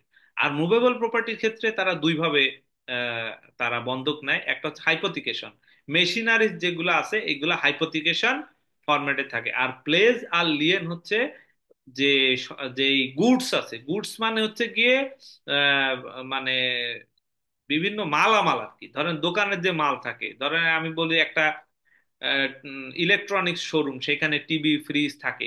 তো এইগুলি ব্যাংক বন্ধক রাখে। কিভাবে রাখে? 2 ভাবে রাখে। একটা হচ্ছে প্লেজ, একটা হচ্ছে লিয়েন। লিয়েনটাকে, লিয়েন হচ্ছে দোকানের মালামাল দোকানেই থাকবে কিন্তু ব্যাংকের কাছে একটা লিয়েন এগ্রিমেন্টের মাধ্যমে দায়বদ্ধ থাকবে। লোনের কিস্তি ঠিক মতো না দিলে ওইগুলি ব্যাংক ক্রোক করে বিক্রি করে দিতে পারবে। আর প্লেজ কি জিনিস?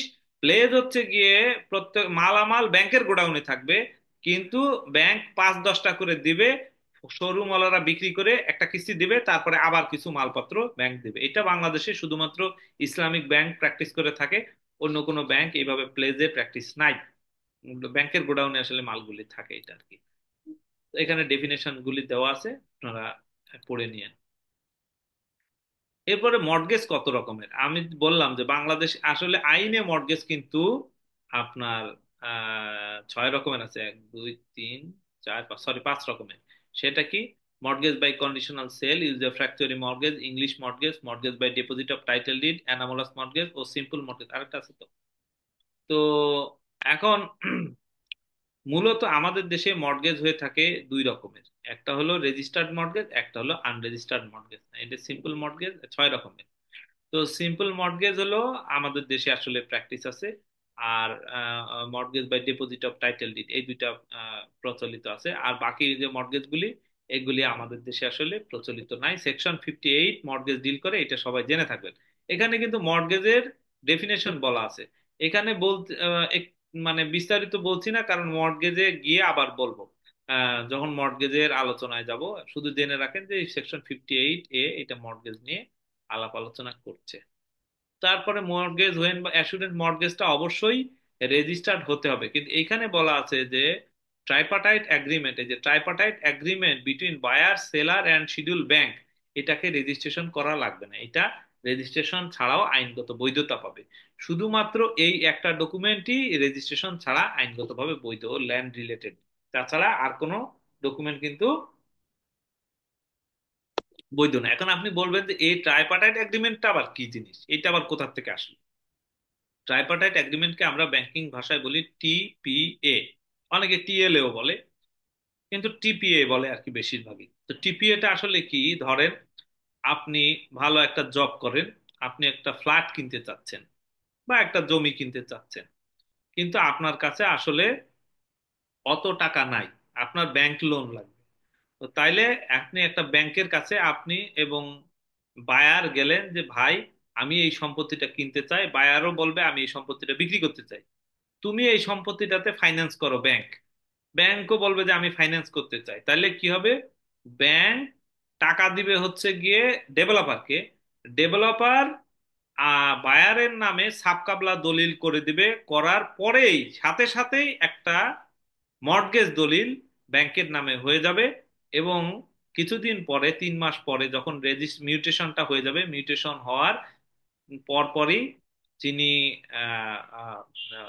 লোনটা নিলেন উনি ব্যাংকের বরাবরে একটি পাওয়ার অফ অ্যাটর্নি দলিল রেজিস্ট্রি করে দিবেন।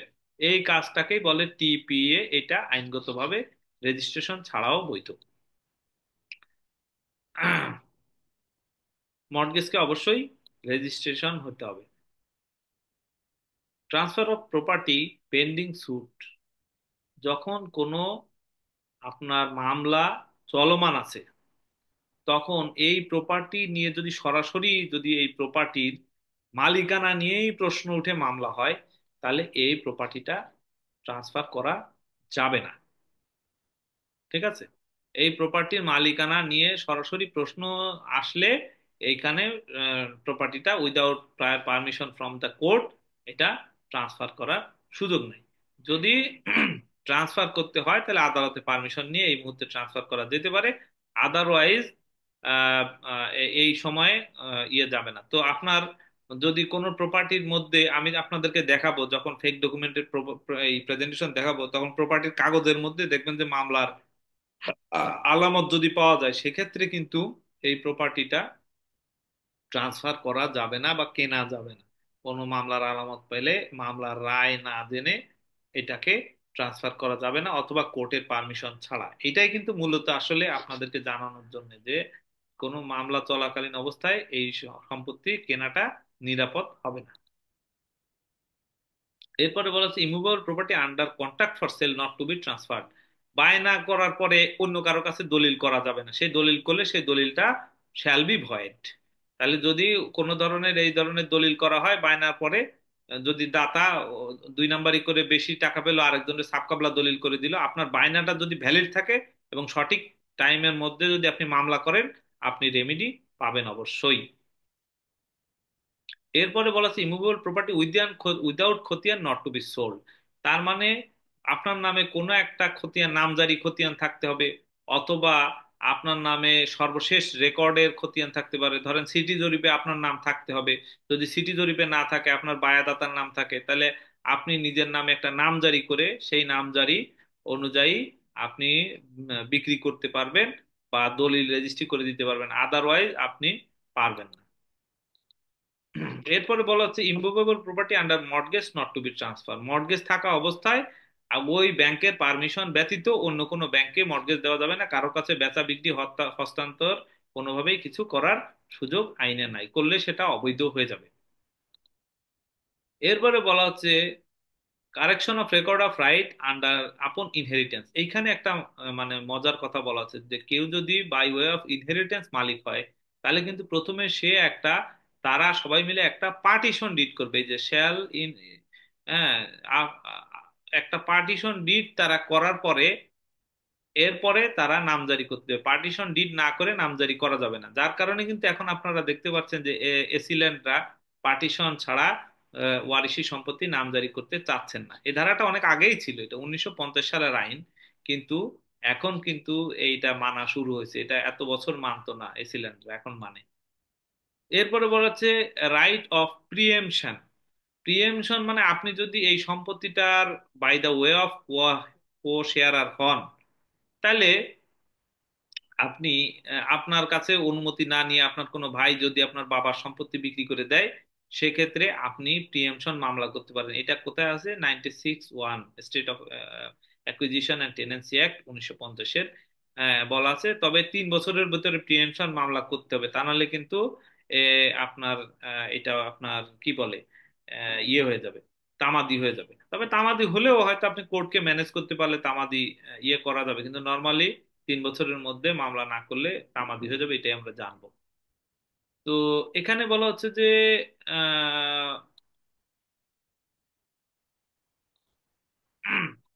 Limitation of acquisition of agricultural land. একটা কৃষি জমি একটা ব্যক্তি বা তার পরিবার 60 স্ট্যান্ডার্ড বিঘা, 60 বিঘার বেশি সম্পত্তি কৃষি জমি কোনো ব্যক্তি বা তার পরিবার রাখতে পারবে না। যদি রাখে সেটা তাকে ট্রান্সফার করে দিতে হবে, আর যদি সে ট্রান্সফার না করে তাহলে সরকার অ্যাকোয়ার করে নেবে, তাহলে সে কোনো ক্ষতিপূরণও পাবে না। এটা হলো যে মূল কথা। এরপরে বলা হচ্ছে no eviction from home street. এটা ব্যাংকে যারা প্যানেল লয়ার হবেন তাদের জন্য জানা খুব জরুরি। বসত ভিটার সম্পত্তি কোনোভাবে নিলামে তোলা যাবে না, ফোর্স সেল করা যাবে না। বসত ভিটা বলতে কি বোঝাচ্ছে? রুরাল এরিয়াতে, রুরাল এরিয়া বলতে আমরা বুঝবো ইউনিয়ন পরিষদ। ইউনিয়ন পরিষদে কোনো হোম স্ট্রিট মানে নিলামে বা জোরপূর্বক বিক্রি করা যাবে না, কোনো কোর্ট পারবে না। এখানে পরিষ্কার করে বলা আছে, আপনারা পড়ে দেখেন। এখন হোম স্ট্রিটের ডেফিনেশন কি বলা হচ্ছে যে আপনার যে ঘর বাড়ি রান্নাঘরটার এইসব দিয়ে 1 স্ট্যান্ডার্ড বিঘা, 1 বিঘা মানে 33 শতকের যে জমি, এই জমি আপনার কে হোম স্ট্রিট বলা হচ্ছে। যেখানে গ্রামে বসবাস করে ইউনিয়ন পরিষদে, এটা মর্টগেজ নেওয়া যাবে না, কারণ এটা বিক্রি করা কোনো জবরদস্তিমূলক বিক্রি করা যাবে না। তবে কেউ যদি নর্মালি সেল করতে চায় সে সেল করতে পারবে, সমস্যা নেই। আচ্ছা, power of the court to make order guardianship. এখানে বলা হচ্ছে যে একটা নাবালকের ক্ষেত্রে section 7 of guardian and ward act, দেখেন কত আইন জড়িত, কিন্তু আরো অনেক আইন আছে। এটা কয়েকটা আপনাদেরকে দেখাচ্ছি জাস্ট কাজ চালানোর জন্য, বেসিক ভাবে আপনারা যখন কাজ শুরু করবেন এগুলি জানা থাকলো আপনাদের। তো কোনো নাবালকের সম্পত্তি যদি বাবা মারা যাওয়ার পরে, বাবা একমাত্র ন্যাচারাল গার্ডিয়ান নাবালকের, বাবার অবর্তমানে দাদা ন্যাচারাল গার্ডিয়ান, কিন্তু বাবা বা দাদা যদি না থাকে সেক্ষেত্রে আর কেউই ন্যাচারাল গার্ডিয়ান হওয়ার সুযোগ নাই। তো মা, আপনি বলতে পারেন যে মা এত কষ্ট করে লালন পালন করলো, হ্যাঁ জন্ম দিল, তাহলে মা কি গার্ডিয়ান হবে না? হ্যাঁ, মা বাচ্চার কাস্টোডিয়ান হতে পারবে। ছেলে বাচ্চা 7 বছর পর্যন্ত মায়ের কাছে থাকবে, মেয়ে বাচ্চা সাবালিকা হওয়া পর্যন্ত মায়ের কাছে থাকবে, ওটা ঠিক আছে। কিন্তু যেহেতু বাচ্চার ভরণ পোষণের দায়িত্ব বাবার উপরে, তাই সম্পত্তির অধিকারটাও বাবার উপরে। বাবা বাচ্চার পারমিশন ছাড়া সেল করে দিতে পারবে, কিন্তু যদি বাবার অবর্তমানে মা বা অন্য কেউ তার গার্জিয়ান হতে চায়, তাহলে এই সেকশনের আলোকে কোর্ট থেকে তাকে একটা গার্জিয়ানশিপ পারমিশন নিতে হবে। আর একটা কাজ তাকে করতে হবে যে তার যদি কোনো সহায় সম্পত্তি বিক্রি করতে হয়, এই যে সেকশন 29-এ, তাইলে তাকে এই সেল পারমিশন, গিফট এক্সচেঞ্জ, যে কোনো ধরনের পারমিশন নিয়ে তারপরে বিক্রি করতে হবে। তাহলে নাবালকের সম্পত্তি বিক্রি করতে হলে দুইটা পারমিশন লাগবে আদালতের, একটা হলো গার্জিয়ানশিপ পারমিশন আর একটা হলো সেল পারমিশন। এই দুইটা পারমিশন কার লাগবে? বাবা ব্যতীত মা বা অন্য কেউ যেই করুক তার লাগবে। তো এটা আপনারা জানবো, নর্মালি যদি কেউ মা বলে যে আমি তোর অভিভাবক, জন্মদাত্রী মাতা, তার পক্ষে বিক্রি করে দিলাম, হবে না। এই এই এই মায়ের মা যে ছেলের অংশটা বিক্রি করছে, এটা ভবিষ্যতে ছেলে যদি না মানে তাহলে পরে এইটা আইনগত ব্যত্যয় হবে, এবং এইটা কিন্তু মানে কিনলে ক্ষতিগ্রস্ত হওয়ার সম্ভাবনা আছে। তারপরে পিটিশন ফর প্রবেট, এটা সাকসেশন অ্যাক্টের 276 ধারায় পরিষ্কার করে বলা হচ্ছে যে যদি কেউ উইল করে বা ওয়াসিয়ত করে মুসলিমরা, সেক্ষেত্রে কিন্তু প্রবেট সার্টিফিকেট নিতে হবে কার কাছ থেকে? ডিস্ট্রিক্ট জাজের মতো একজন বিচারকের কাছ থেকে আপনার প্রবেট নিতে হবে। তাহলে কত ইম্পর্টেন্ট দেখেন, এই প্রবেট না নিলে উইল দলিলটা আসলে কার্যকর হবে না। প্রবেট না নিলে যদি কেউ উইল করে, সেক্ষেত্রে সমাধান কি? সমাধান হচ্ছে ওয়ারিশ অনুযায়ী যে যতটুক পায় অতটুক ভাগ করে দেওয়া। কাউরে যদি বেশি দেয়, সে যদি প্রবেট না করে, তাহলে ওই অংশটা আসলে কাউন্ট করার আইনগতভাবে সুযোগ থাকছে না। এরপরে আসেন registration officer not to register. Registration officer registry করার জন্য কি কিছু কিছু ডকুমেন্ট চাইবে। এই ডকুমেন্ট বা ইনফরমেশন গুলি ছাড়া একটা দলিল আপনি রেজিস্ট্রি করাতে পারবেন না। এটা কততে বলা আছে? রেজিস্ট্রেশন অ্যাক্টের সেকশন 52 এতে বলা আছে, কি বলা আছে? যে লেটেস্ট খতিয়ানে এ মালিকের নাম থাকতে হবে, যে বিক্রি করতে চাবে তার নাম কিন্তু লেটেস্ট খতিয়ানে থাকতে হবে। আর লেটেস্ট খতিয়ানে যদি না থাকে তাইলে আপনার ইয়েতে থাকতে হবে, আহ, নামজারি থাকতে হবে, ঠিক আছে? তারপরে কি বলতেছে? তারপরে বলতেছে যে জমির প্রকৃতি কি, নেচার অফ দ্য প্রপার্টি, এটা কি নাল না ভূমি না চালা, কোন ধরনের জমি, এটার উপরে নির্ভর করে রেজিস্ট্রেশন ফিস নির্ধারিত হবে। সুতরাং এটা দলিলে পরিষ্কার উল্লেখ থাকতে হবে। এবং এটা কিন্তু সর্বশেষ যে খাজনা দিচ্ছেন সেখানে জমির যে শ্রেণী ওটাই দলিলে উল্লেখ করতে হবে। এখন আপনি ভিটারে পুকুর দেখে যদি দলিল করতে যান তাহলে কিন্তু সাব রেজিস্ট্রার রেজিস্ট্রি করবে না, ভিটাকে ভিটা দিয়েই রেজিস্ট্রি করতে হবে, যেহেতু আপনি খাজনায় ভিটার উপরে খাজনা দিচ্ছেন। প্রাইস অফ দ্য প্রপার্টি, প্রপার্টির সঠিক দাম লিখতে হবে, এটা কখনোই মৌজা রেটের কম হবে না, মৌজা রেট বা তার থেকে বেশি লেখা থাকতে হবে। এ ম্যাপ অফ দ্য প্রপার্টি, এই ম্যাপটা আসলে একটা জমির একটা ম্যাপ দলিলের মধ্যে আঁকা থাকতে হবে। কিন্তু আসলে আমরা কি করি, এরকম একটা চার কোনা দাগ দিয়ে দাগ নাম্বার লিখে একটা 2 নাম্বারই ম্যাপ এঁকে দেই, যার কারণে এটা আসলে অ্যাকচুয়াল ইয়ে হয় না, ম্যাপ একটা দেওয়ার দরকার তাই দিয়ে দেই। আচ্ছা, তারপরে a brief discussion on the ownership of the property for last 25 years, তাহলে দলিলের মধ্যে 25 বছরের মালিকানার বর্ণনা থাকতে হবে। এখন এই কথাটা হয়ে গেছে একটা মহা মুসিবত, এই কথাটা এখানে বলাতে আমরা মনে করি কি 25 বছরের মালিকানা যদি মিলানো যায় তাহলে মনে হয় ফাইলের উপরে গুড রাইট এসে গেল, চেইন অফ ওনারশিপ মিলে গেল। না, একটা দলিল রেজিস্ট্রি হওয়ার জন্য মিনিমাম 25 বছরের মালিকানা লিখতে হবে, এইটা আইনে বলা আছে। কিন্তু আপনি যদি 100 বছরের মালিকানাও লেখেন, সাব রেজিস্ট্রার তো আপনাকে নিষেধ করবে না। কিন্তু কোনো জমির যদি পূর্ববর্তী মালিকের জমিতে ত্রুটি থেকে থাকে, আপনার মালিক কিন্তু আপনার জমিতেও ত্রুটি, এটা ধরে নেওয়া হবে, এরকম অনেক কেস রেফারেন্স আছে। সুতরাং 25 বছরের সম্পত্তি মিলালে, চেইন অফ ওনারশিপ মিলে গেলেই কিন্তু আপনার গুড রাইট আসবে না। ওয়ারিশি সম্পত্তি কোনোদিন তামাদি হয় না। সরকারি সম্পত্তি অবৈধভাবে 60 বছর দখল করে থাকলেও আপনার মালিকানা আসবে না। আপনি কারো সম্পত্তি 12 বছর অবৈধ দখল করে থাকলেও অ্যাডভান্স পজিশন ক্রিয়েট হবে, কিন্তু আদালত যদি রায় না দেয় আপনার মালিকানা আসবে না।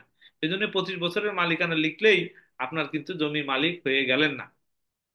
এন্ড এফিডেভিট, এফিডেভিট করে দিতে হবে, এটা তো সব দলিলের মধ্যে এফিডেভিট কমন থাকেই, এটা অ্যাটাচ করে দিতে হয়। এরপরে আছে সেকশন, এগুলি কিছু ইম্পর্টেন্ট সেকশন, এটা জেনে নিয়ে খুব বেশি ইয়ের দরকার নাই। এরপরে ইম্পর্টেন্ট হচ্ছে place for registration, registering documents relating to land. একটা জমি আপনি আসলে কোন সাব রেজিস্ট্রি অফিসে রেজিস্ট্রি করবেন, এটা আপনাকে জানতে হবে। এটা কোন সেকশন বলতে? সেকশন 28, সেকশন 17, হ্যাঁ, অব দ্য রেজিস্ট্রেশন অ্যাক্ট বলতেছে।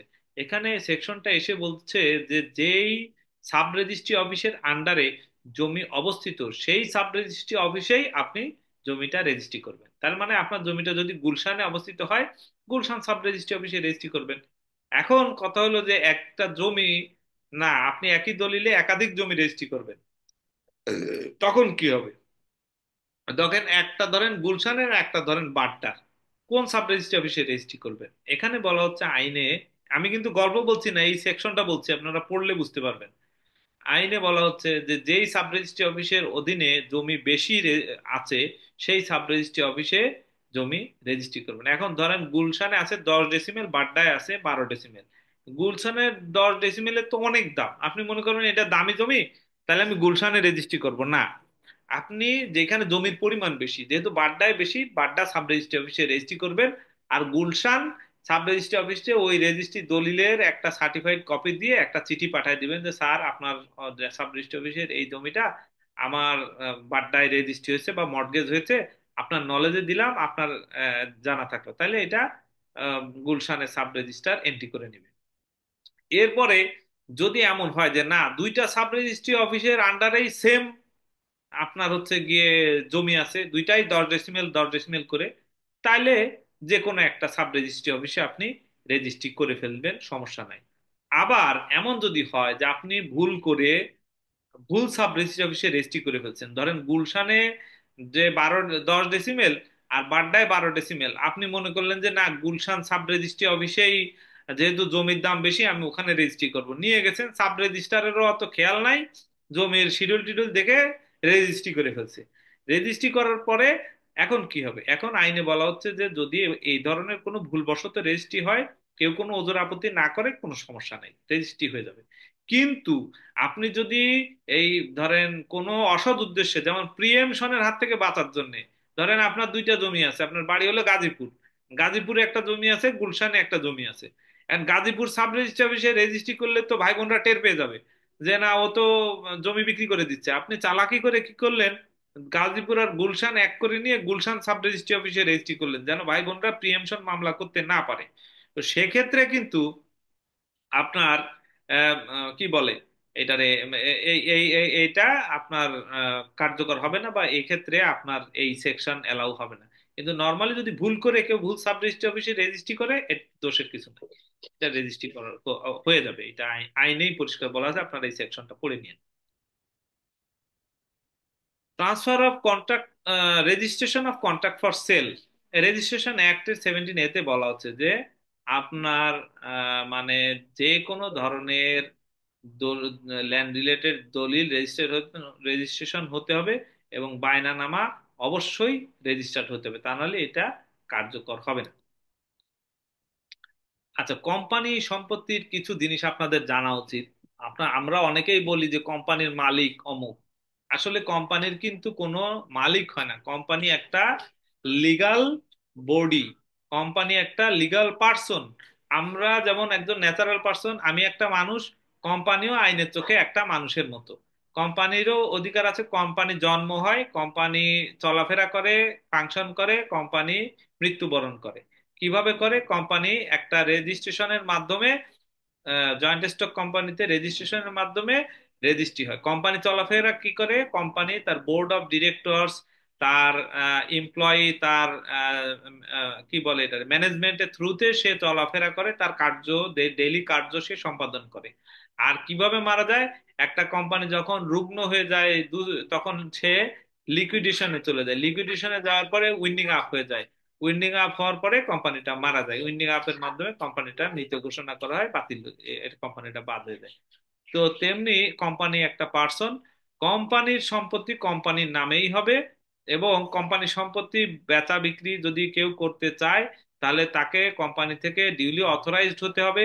এবং কোম্পানির সম্পত্তি যদি মর্টগেজ দিতে হয়, এটা কোম্পানির মেমার্টে, মেমোরেন্ডাম অফ অ্যাসোসিয়েশন এবং আর্টিকেল অফ অ্যাসোসিয়েশনে পরিষ্কার করে মর্টগেজ দেওয়ার পারমিশন থাকতে হবে। এবং কোম্পানি সম্পত্তি মর্টগেজ নিলে 21 দিনের মধ্যে এটাতে আরজেসি তে চার্জ ক্রিয়েট করতে হয়। যদি আরজেসি তে চার্জ ক্রিয়েট না করেন, তাহলে হাইকোর্ট ডিভিশনে মামলা করে 22 দিন হয়ে যায়, তাহলে হাইকোর্ট ডিভিশনে মামলা করে রায় নিয়ে আবার চার্জ ক্রিয়েট করতে হবে। চার্জ ক্রিয়েটটা মূলত কেন করায়? আপনি যদি কোম্পানির সম্পত্তি মর্টগেজ নেন, সেক্ষেত্রে কোম্পানি যদি উইন্ডিং আপের দিকে চলে যায়, লিকুইডেশনে চলে যায়, তখন যারা আপনার এখানে এই লিকুইডেটর নিয়োগ করা হয়, যে সমস্ত কোম্পানির দায় দেনা দেখে, তখন সে দেখে কি এই কোম্পানির সম্পত্তি কোথাও চার্জ ক্রিয়েট করা আছে কিনা, মানে অধিকার ক্রিয়েট করা আছে কিনা, কোনো জায়গায় দায়বদ্ধ আছে কিনা। যদি কোম্পানির সম্পত্তি কোনো ব্যাংকে মর্টগেজ থাকে, হাইপোথিকেটেড থাকে, তখন ওই লিকুইডেটর আগে ও যার মর্টগেজ আছে তার টাকা পরিশোধ করে বাকি অন্যদের টাকা দেয়। তো এই জন্য আপনার যদি চার্জ ক্রিয়েট করা থাকে তাহলে আপনি আপনার মর্টগেজের টাকাটা দ্রুত পেয়ে যাবেন। আর যদি চার্জ ক্রিয়েট করা না থাকে তাহলে পরে আপনি মরছেন। সবার টাকা পরিশোধ করে যদি কিছু থাকে আপনারা দেবে, না থাকলে না দেবে। এই জন্য চার্জ ক্রিয়েট করা ভেরি ইম্পর্টেন্ট আরজেসিতে। এরপরে রিয়েল এস্টেট ডেভেলপার কোম্পানির কিছু আপনার সেকশন আছে, এগুলো একটু দেখে নেবেন। ওইগুলো আমরা কাজ করতে করতে ইয়ে করে দেবো। এই সেকশনগুলি আপনারা একটু মানে সুযোগ মতো এত বিস্তারিত পড়া লাগবে না, কোনো এক সময় একটু এক নজর বুলায় দেখে নেবেন, কয়েকটা ইম্পর্টেন্ট সেকশন এখানে বলা আছে। তো আজকে মোটামুটি আমাদের আইনের উপরে প্রেজেন্টেশন এখানেই শেষ হচ্ছে। তো আপনাদের এখন প্রশ্নগুলি আমি নিব। তো আগে আমি এই প্রশ্নগুলি একটু, যারা লিখেছেন এই প্রশ্নগুলি উত্তর দেই, তারপরে বাকি প্রশ্ন ইয়েতে নিব না। আচ্ছা, এরপর আমার নানার সম্পত্তি, আমার মায়ের কোনো দলিল নেই, আমার নানা RS BS খতিয়ান আছে, আমাদের কলেজে কিছু জমি আছে, এটা সরকারি হয়েছে, ক্ষতিপূরণ কিভাবে পাবো? আচ্ছা, যদি সরকার জমি নিয়ে থাকে সেক্ষেত্রে তারা LA land acquisition case open করে। এটা ডিস্ট্রিক্ট রেকর্ড রুমে আপনি বা ডিস্ট্রিক্ট DC অফিসে গেলে LA শাখা আছে, ওইখানে গিয়ে আপনি খোঁজ নেবেন যে আপনাদের জমিটা ওখানে অ্যাকোয়ার হয়েছে। ওইখানে তাদের মাধ্যমে যোগাযোগ করে সেখানে আপনার ওই ক্ষতিপূরণটা আদায় করে নিয়ে আসতে হবে। ওখানে একটু শুনানি টুনানি করতে হয়, করে আপনার ক্ষতিপূরণের টাকা ওখান থেকে আদায় করে নিয়ে আসতে হবে। তারপরে গেইন ট্যাক্স কে দেবে, সেলার নাকি বায়ার? আসলে সেলার আসলে কিছুই দেয় না, সেল দেয় আসলে বায়ার। গেইন ট্যাক্স বুঝছি, উনি গেইন করতেছে ওনার ট্যাক্স, কিন্তু আসলে ট্যাক্সটা বায়ারই দিয়ে দিতে হয়, সেলার আসলে দেয় না। উচিত আসলে সেলারের দেওয়া, দেয় না, কিছু করার নাই। যারা প্রশ্ন করবেন হাত উঁচু করেন, অলরেডি একজন হাত উঁচু করেছেন। আমি এই প্রশ্ন পড়া শেষে আপনাদের আনমিউট করে দিয়ে আমি কিন্তু প্রশ্ন নিব। বায়না করার পর মূল দলিল করার আগে ক্রেতা কি বিল্ডিং করতে পারবে? যদি এখানে বিক্রেতা তাকে অনুমতি দেয় এবং বায়নানামা এরকম বলা থাকে যে দখল হস্তান্তর করে দিলাম, বিল্ডিং করতে পারবেন। কিন্তু বিল্ডিং করার পরে আপনি যদি সাব কাবলা দলিল না করেন, আগে বিল্ডিং করাটা রিস্কি না? তো এই জন্য পারবে, আইনে যদি সে সুযোগ দেয় এখানে, না পারার কিছু নাই। যদি বিল্ডিং করে তার দখল সহ বায়না বুঝায় দেয়, বিল্ডিং করতে পারবে, সমস্যার কিছু নাই। আচ্ছা, আফটার বায়না, buyer will get the right to get benefit of the land or seller gets the benefit? বায়নার পর থেকে দলিল রেজিস্ট্রেশনের আগ পর্যন্ত সেলারই সমস্ত বেনিফিট পাবেন। দলিল রেজিস্ট্রেশনের পর থেকে বায়ার সব ধরনের বেনিফিট পাবেন। তবে কিছু বেনিফিট যদি সেলার ভলেন্টারিলি দেয় আপনারা, যে ভাই আপনি এখানে থাকেন, তো আপনার আমি বিশ্বাস করি, সমস্যা নাই, বা ডেভেলপার কোম্পানি আপনারে দিল থাকতে, তো সেক্ষেত্রে আপনি থাকতে পারেন, সমস্যা নাই, ভোগ করতে পারবেন। কিন্তু নর্মালি বায়ার পাবে না, সেলারই সমস্ত বিক্রির আগ পর্যন্ত সমস্ত ভোগ দখল বা সমস্ত অধিকার পাবে। প্লিজ স্যার, লেকচার শেষ আপনার কোশ্চেন। আচ্ছা, মর্টগেজ সম্পত্তি, মর্টগেজ নিষ্পত্তি করার সময় কি করতে হবে? মর্টগেজ নিষ্পত্তি বলতে কি বোঝাচ্ছেন? মর্টগেজ হয়ে যাওয়ার পরে, আহ, আহ, মানে লোনের টাকা পরিশোধ হয়ে যাওয়ার পরে, লোনের টাকা পরিশোধ হয়ে যাওয়ার পরে রিডামশন রিভোকেশন করবে। আর নিষ্পত্তি বলতে যদি অন্য কিছু বোঝান তাহলে আপনি হ্যান্ড রেজ করে প্রশ্ন করবেন, তখন বিস্তারিত বলবো। লেকচার শিট কবে দিবা? ক্লাসে আগে দিলে ভালো হয়। আচ্ছা, লেকচার শিটটা এটা আমরা ইউজুয়ালি ক্লাসের আগেই দিয়ে দিই, কিন্তু আমরা আমাদের প্রেজেন্টেশনগুলি কিছু রিচ করছি আর কি, আগের থেকে বেশি, অনেক বেশি এখানে এনরিচ হচ্ছে, যার কারণে আগে আমরা দিচ্ছি না। গত যে শিটগুলো ছিল সেটার থেকে এটা দেখবেন অনেক তফাৎ, অনেক বেশি, অনেক কিছু ঢুকানো হয়েছে, যে অ্যালোভিয়ান ডিলুভিয়ানের যে সংখ্যা টংখ্যা গুলি, অনেক কিছু ঢুকানো হয়েছে, যার কারণে লেকচার শিটটা একটু পরে দিচ্ছি। আপনারা লাকি যে আপনাদের সময় এটা আগের থেকে মোর ডেভেলপড, আরো অনেক ইনফরমেশন আগের লেকচারগুলির থেকে এই লেকচারে বেশি পাবেন। এটা ইনহ্যান্স, তো যার কারণে একটু লেট হচ্ছে, ধৈর্য সহকারে অপেক্ষা করবেন। আহ, আজকের লেকচারটা যেমন আমি আজকেই দিয়ে দেওয়ার চেষ্টা করব ইয়েকে। আপনারা এটার জন্য যোগাযোগ করবেন বিডি, আপনার হচ্ছে যে ট্যাক্সের যে আপনার বিটিসি একাডেমির যে ভাই আছে ওনার সাথে যোগাযোগ করবেন, উনি দিয়ে দিবেন। প্রবেট কি? প্রবেট, ও ভালো প্রশ্ন করছেন। প্রবেট মানে হচ্ছে সার্টিফিকেট। হ্যাঁ, প্রবেট মানে আসলে সার্টিফিকেট। এটা একটা মোকদ্দমা করতে হয় ডিস্ট্রিক্ট জাজের কোর্টে উইলকে কার্যকর করার জন্য। আমরা বলি প্রবেট সার্টিফিকেট নিতে হবে, আসলে প্রবেট মানেই, প্রবেট শব্দের অর্থটা হলো সার্টিফিকেট। এটা একটা সার্টিফিকেট নিতে হয় যে উইল দলিলটা কার্যকর হলো, এইটা আর কি প্রবেট বলে। স্যার, আহ মাইক অন করলে ভালো হয়। আচ্ছা, মাইক আমি অন করে দিব, যাদের যাদের প্রশ্ন করবেন অন করে দিব। আমার দাদা আমার বাবাকে জমি দান করেছিল, কোনো একটা সময় আমার বাবাকে না জানিয়ে সেই জমি বিক্রি করে দিয়েছে। এখন আমার দাদা মৃত, সন্তান হিসেবে আমি কি জমিটি ফেরত পাবো কিনা? যদি দান করে থাকে সেই দান দলিল, যদি সাব কাবলা, সরি, দান দলিলের মাধ্যমে যদি দান করে থাকে অবশ্যই আপনি উদ্ধার করতে পারবেন। আপনার কি বলে এটারে, একজন ভালো আইনজীবীর মাধ্যমে এটাকে ফাইট করতে হবে। ল অফিসার হিসেবে ব্যাংকে বা আর্থিক প্রতিষ্ঠানে চাকরির জন্য কম্পিউটার কতটুকু জানা থাকতে হবে? অনলি এমএস ওয়ার্ড জানলে হবে নাকি এক্সেল পাওয়ার পয়েন্ট এসব জানতে হবে? এক্সেল তো জানতে হবে, পাওয়ার পয়েন্ট জানেন আর না জানেন, এক্সেলটা একটু শিখতে হবে, ওয়ার্ড কি জানতে হবে, আরো নেট ব্রাউজ ট্রাউজ অনেক কিছুই জানতে হবে এখন, কারণ অনেক ইনফরমেশন দেখাতে হয়, অনেক অ্যানালাইসিস দেখাতে হয়। এক্সেল, ইয়ে, ওয়েব ব্রাউজিং মোটামুটি যতটুকু পারেন শিখে নেবেন। আর পাওয়ার পয়েন্টটা কিছু কিছু ক্ষেত্রে প্রেজেন্টেশন দেওয়ার জন্য লাগবে, এটাও অফিসিয়াল জিনিস, এটাও লাগে, এগুলি শিখে থাকা ভালো। আমার দাদা 300 বিঘা জমি আহ আম, বেদখল নাকি বেখল, মানে মনে হচ্ছে বেদখল হয়েছে, বাবা ছোট ছিল, দলিল পাওয়া যাচ্ছে না, এখন এই জমি পাওয়ার উপায় কি? এখন আগে দলিল যদি পাওয়া না যায় আপনার দাদার নাম দিয়ে খতিয়ান সার্চ দিতে হবে, সেই খতিয়ানে আপনার দাদার জমি বের হয় কিনা, তারপরে আপনি জমি পেয়ে যাবেন। স্যার জমির দলিল নিজে নিজে উঠাবো কিভাবে? কারণ রেজিস্ট্রেশন অফিসে ওরা অনেক টাকা নিতে চায়। না, ওই ওদের মাধ্যমে উঠাতে হবে, নিজে নিজে আপনি কিভাবে উঠাবেন? একজন দলিল তল্লাশিকারকের মাধ্যমেই দলিল তুলতে হবে, আর সব জায়গাতেই টাকা লাগে ল্যান্ডের ক্ষেত্রে। আচ্ছা, হেলাল আকবর ভাই, আপনাকে আনমিউট করে প্রশ্ন করেন প্লিজ। আসসালামু আলাইকুম, শোনা যাচ্ছে স্যার? ওয়ালাইকুম আসসালাম, হ্যাঁ আমি শুনতে পাচ্ছি, বলেন প্লিজ। স্যার, আমি একটা আবাস দলিল সম্পর্কিত একটা প্রশ্ন।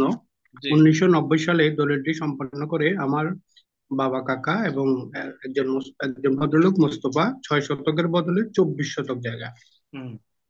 6 শতকের মূল্য 18 লক্ষ টাকা, 24 শতকের মূল্য 48 লক্ষ টাকা। হুম। কিন্তু স্যার, আপনি যে বললেন যে অবশিষ্ট টাকার ব্যাপারে দলিলে কোনো উল্লেখ নাই, এটাও সমস্যা নাই, কিন্তু একটা বড় ভুল হয়ে গেছে দলিলে। 1981 দাগের বদলে 1918 দাগ হয়ে গেছে। হুম। এটা স্যার আমরা কিভাবে সংশোধন করে নিব? যারা দিয়ে গেছে ওনারা কি আছেন নাকি হচ্ছে কি আপনারা, ওনারা হচ্ছে ওনারা জীবিত আছেন।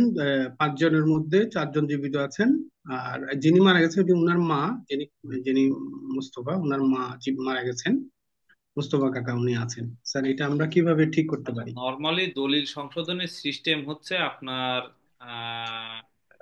এটাকে মামলা করে দলিলটাকে সংশোধন করা, ক্রমসংশোধন মামলা। কিন্তু রেজিস্ট্রেশন ম্যানুয়াল এবং আরো কিছু প্র্যাকটিসের মাধ্যমে ভ্রম সংশোধন দলিল করে এটাকে রেজিস্ট্রেশন সংশোধন করা যায়। এখন যারা আছেন ওনারা যদি দলিল এসে আপনাদেরকে ভ্রম সংশোধন দলিল করে দেন তাহলে তো দিল। আর যদি ভ্রম সংশোধন দলিল না করে তাহলে আপনারা যেটা পারেন, ও ইয়েদের বিরুদ্ধে মামলা করে আপনি আহ আহ, গ্রহীতাদের বিরুদ্ধে মামলা করলে ওনারা যদি হাজিরা না দেয় একতরফা রায় পেয়ে যাবেন। জাস্ট একটা মিনিট, আমি একটা ফোন রিসিভ করি একটু।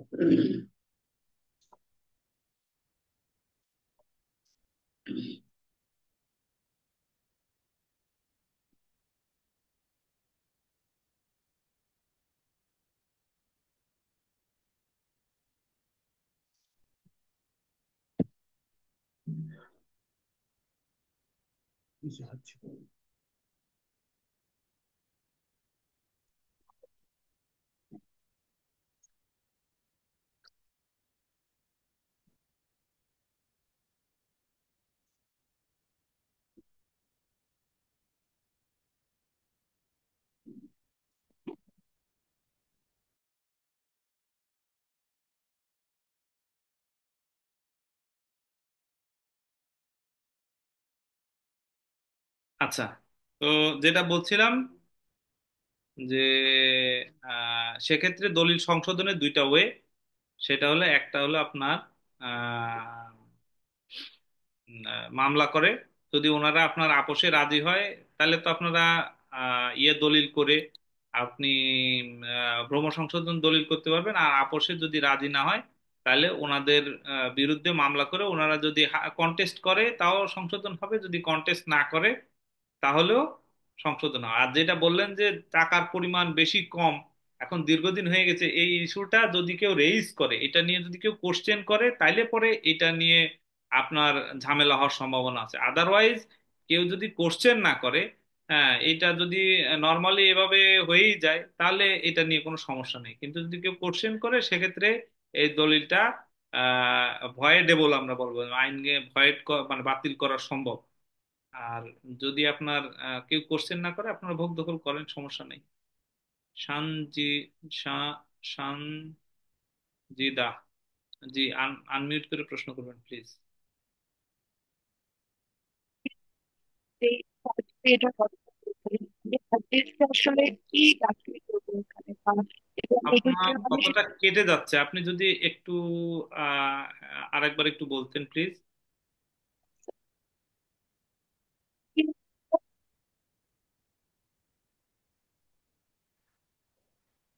আপনি মনে হয় প্রশ্নটা একটু লিখে দেন, আপনার নেটওয়ার্কের সমস্যা হচ্ছে।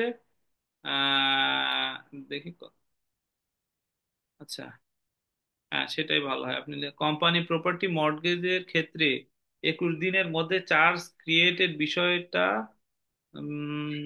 স্টেপ বাই স্টেপ একটু বলবেন প্লিজ। আচ্ছা, কোম্পানির ক্ষেত্রে যখন আপনার কোনো প্রপার্টি মর্টগেজ নেওয়া হয় সেক্ষেত্রে কোম্পানি যখন লোন নেয় তখন কোম্পানির মেমার্টে মর্টগেজ নেওয়ার পারমিশন থাকতে হবে। যদি পারমিশন থেকে থাকে সেক্ষেত্রে ব্যাংক মর্টগেজ নিয়ে নেবে। মর্টগেজ নিবে কিভাবে? কোম্পানির পক্ষে কোনো একজন অথরাইজড পারসন, কোম্পানির বোর্ড রেজুলেশনের মাধ্যমে তাকে অথরাইজেশন দেওয়া হবে, সে ওই কোম্পানির পক্ষে ব্যাংকে মর্টগেজ দিয়ে দিবে।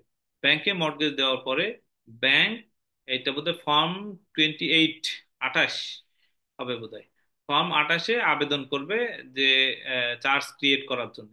তখন চার্জ ক্রিয়েটের জন্য 21 দিনের মধ্যেই আবেদনটা করতে হবে। আবেদন করলে তখন এটা কোম্পানি তার ফর্ম 28-এ নথিভুক্ত করে রাখবে। এখন কেউ যদি এই আবেদনটা 21 দিনের মধ্যে না করে, 22 দিন হয়ে যায়, তখন আর এই ফর্মে আবেদন করে লাভ হবে না। তখন হাইকোর্টে গিয়ে একটা মামলা করতে হবে। মামলা করে পারমিশন নিতে হবে যে আমি আবার চার্জ ক্রিয়েট করতে চাই। তখন আদালতের মাধ্যমে আবার অনুমতি নিয়ে আবার এই চার্জটা ক্রিয়েট করতে হবে।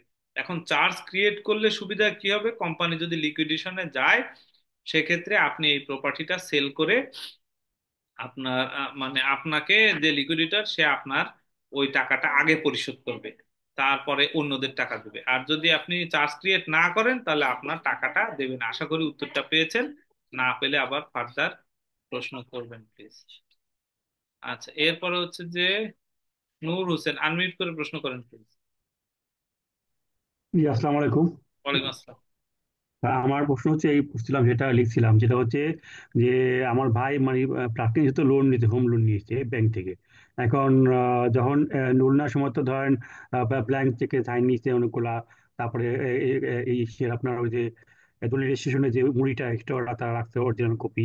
এখন যদি টাকা পরিশোধ করে দেয় হুম। সেক্ষেত্রে মানে কি কি সিস্টেমটা কি, মানে কিভাবে সেটা হবে, এবং কি কি ডকুমেন্ট সে ফেরত পাবে, ওই চেকগুলো চমৎকার কি তো, ফেরত পাবে? চমৎকার প্রশ্ন করছেন, অল্পর মধ্যে বিশাল বড় প্রশ্ন করে ফেলছেন। হ্যাঁ, এটা হলো, যদি যখন লোন পরিশোধ হয়ে যাবে, জি লোন ক্লোজিং লেটার ব্যাংক দিয়ে দেবে, তখন ওই মর্টগেজ এবং পাওয়ার দলিল জি অটোমেটিক্যালি এক্সপায়ার করে যাবে, বা জি ইজ অফ নো ইফেক্ট হয়ে যাবে। ওদের আর কোনো ইফেক্ট থাকবে না, ব্যাংক এই দলিল দিয়ে আর কোনো কিছুই করতে পারবে না। জি জি কিন্তু যেহেতু একটা দায়বদ্ধ হয়ে আছে, আপনার যখন কেউ সার্চ দেবে বালামবোগ সাব রেজিস্ট্রি অফিসে, তখন দেখবে আপনার জমিটা কোনো ব্যাংকের কাছে দায়বদ্ধ হয়ে আছে। এই দলিল জি থাকা অবস্থায় আপনি অন্য কিছু করতেও পারবেন না। তো এই জি জন্য তখন ব্যাংক আপনাকে রিডামশন এবং রিভোকেশন দলিল করে দিবে। রিডেমশন জি হচ্ছে বন্ধক অবমুক্তকরণ, আর রিভোকেশন হচ্ছে পাওয়ার যে দিয়েছিল পাওয়ারটা বাতিল করা, আমুক্তার পণ্ডনামা দলিল আমরা বাংলায় যেটা বলি, এই দলিল করে দিবে। করে দেওয়ার পরে এটা আপনার নর্মাল যে সাধারণ প্রপার্টির মতো হয়ে যাবে। এখন তৃতীয় প্রশ্ন করছেন যে আপনি কি কাগজপত্র ফেরত পাবেন। আগে তো জি আপনার যখন মর্টগেজ নিয়েছে, যখন আপনার লোনটা ডিসবার্স হয়েছে, তখন একটা চেকলিস্ট দিয়েছে যে আপনার কাছ থেকে কি কি কাগজপত্র বুঝে নিল, একটা জি কাগজের মধ্যে লিখে দিচ্ছে, যেই যেই কাগজপত্রগুলি ও ওই সময় বুঝে নিয়েছে, সেই সেই কাগজপত্রগুলি আপনাকে ফেরত দিয়ে দেবে। ক্লিয়ার? জি জি আরেকটা আরেকটা কোশ্চেন। জি ধরেন ওদের এই এই ফ্ল্যাটটা রেজিস্ট্রেশন হয়ে গেছে, থাকতেছে। এখন ডেভেলপার বলতেছে যে হস্তান্তর করে, ডেভেলপার তো নিজে রেজিস্ট্রি করে দিয়ে গেছে। সেক্ষেত্রে কি হোল্ডিং চার্জ প্রযোজ্য হবে ওই ফ্ল্যাটে বসবাস করতেছে? ডেভেলপার কি নতুন করে আবার আবার আবার কি এই দখল বুঝাই দিবে বা ই করবে? কারণ ডেভেলপার তো নিজেই তো রেজিস্ট্রি করে দিয়ে গেছে। তা আবার নতুন করে আবার খেয়ে ডেভেলপার বুঝাই দেয় না বা হস্তান্তর করে নাই, এটা কোনো এই ধরনের কোনো চান্স আছে? না, প্রশ্নটা একটু বুঝি নাই, আবার যদি একটু ক্লিয়ার করে বলতেন। ধরেন এই যে এই ফ্ল্যাটের যেটা কিনছে, হ্যাঁ, হুম। এটা তো মানে ইয়ে আছে, লোন আছে। হ্যাঁ। এখন ডেভেলপার রেজিস্ট্রি করে দিয়ে গেছে। জি। এখন হোল্ডিং চার্জটা কখন প্রযোজ্য হবে? কেউ কেউ বলতেছে যারা ফ্ল্যাট ওনার, তা হুম। বলতেছে যখন ডেভেলপার বুঝাই দিবে, হুম। তখন মানে এটা ই হবে, হোল্ডিং চার্জ প্রযোজ্য হবে। এরকম এরকম কোনো আইন আছে? না, এইটা বিষয়টা হলো যে যখন থেকে আপনি সাবকাবলা দলিল মূলে রেজিস্ট্রি করে নিলেন, জি তখন থেকে কিন্তু আপনার হোল্ডিংটা একটা ওপেন করতে হবে সিটি কর্পোরেশনে। হ্যাঁ, হোল্ডিং জি ওপেন করে আপনার হোল্ডিং আপনাকেই দিতে হবে। এখন সবাই যে করে কি, মা তুমি কথা বলেন, নর্মালি মানুষ যেটা করে, তুমি কথা বললে আমি দেবো কি করে? তো তুমি, তো নর্মালি মানুষ যেটা করে, ওকে তুমি দুষ্টামি করে। তো নর্মালি মানুষ যেটা করে সেটা হচ্ছে হুম, ওই বিল্ডিং এরটা থাকে, হোল্ডিং টোল্ডিং জি দেয় না, চিন্তা করে সবাই একসাথে দিল, তখন জি বিশাল বড় একটা হোল্ডিং ট্যাক্স হয়ে যায়, ধরেন 1 লাখ 2 লাখ টাকা।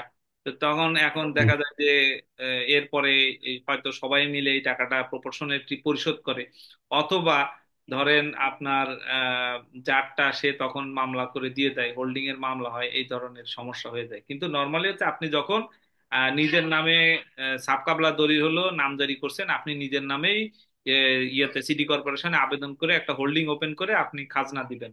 তা নাহলে সিটি কর্পোরেশনের খাজনা নিয়ে 2 দিন পরে একটা ভেজাল লেগে যাবে। ক্লিয়ার? জি এটা আরেকটা ছোট ছোট কোশ্চেন দাও শেষ। এটা জি। হচ্ছে কি, আমার নানার সম্পত্তি মানে আমার নানি বিক্রি করছে, এবং তার 6 মেয়ে। তো 3 মেয়ে রেজিস্ট্রেশন সময় দিছে, আর 3 মেয়ে রেজিস্ট্রেশন দেয় নাই। হুম। হ্যাঁ, তাদের নামে মানে তারা কোনো কিছুই করে নাই। হুম। এখন ওই জমিতে বিক্রি হয়ে গেছে গা। পরবর্তী যে যা জমি কিনছে তারা বলছে পরে নিয়ে নিব। হুম। তারা ভুগদল করতেছে। এখন কি ওই যে ওই অংশগুলা কি ফেরত ফেরত আনা সম্ভব, বা তাদের কাছে অবশ্যই মূল্যবান? ফেরত আনা সম্ভব। পুরা সম্পত্তি বিক্রি করে দিছেন 3 মেয়েকে বাদ দিয়ে, জি জি ওই 3 মেয়ের যতটুকু সম্পত্তি ওটা মামলা করে ফেরত আনা যাবে, সমস্যা নেই। কিন্তু ওরা আবার ওই সম্পত্তি আগে হ্যান্ড ওভার আর বিক্রি করছে, যারা যে কিনছে। জায়গায় হ্যান্ড ওভার করুক না কেন, মূল আপনার গাছের গোড়ায় যদি না থাকে, তো গাছের আগায় ফল ফলবে, গাছ তো মারাই যাবে, জি জি গোড়াই বুঝতে নেই। পারছি। ঠিক আছে। জি জি জি ওকে ভাই, থ্যাংক ইউ।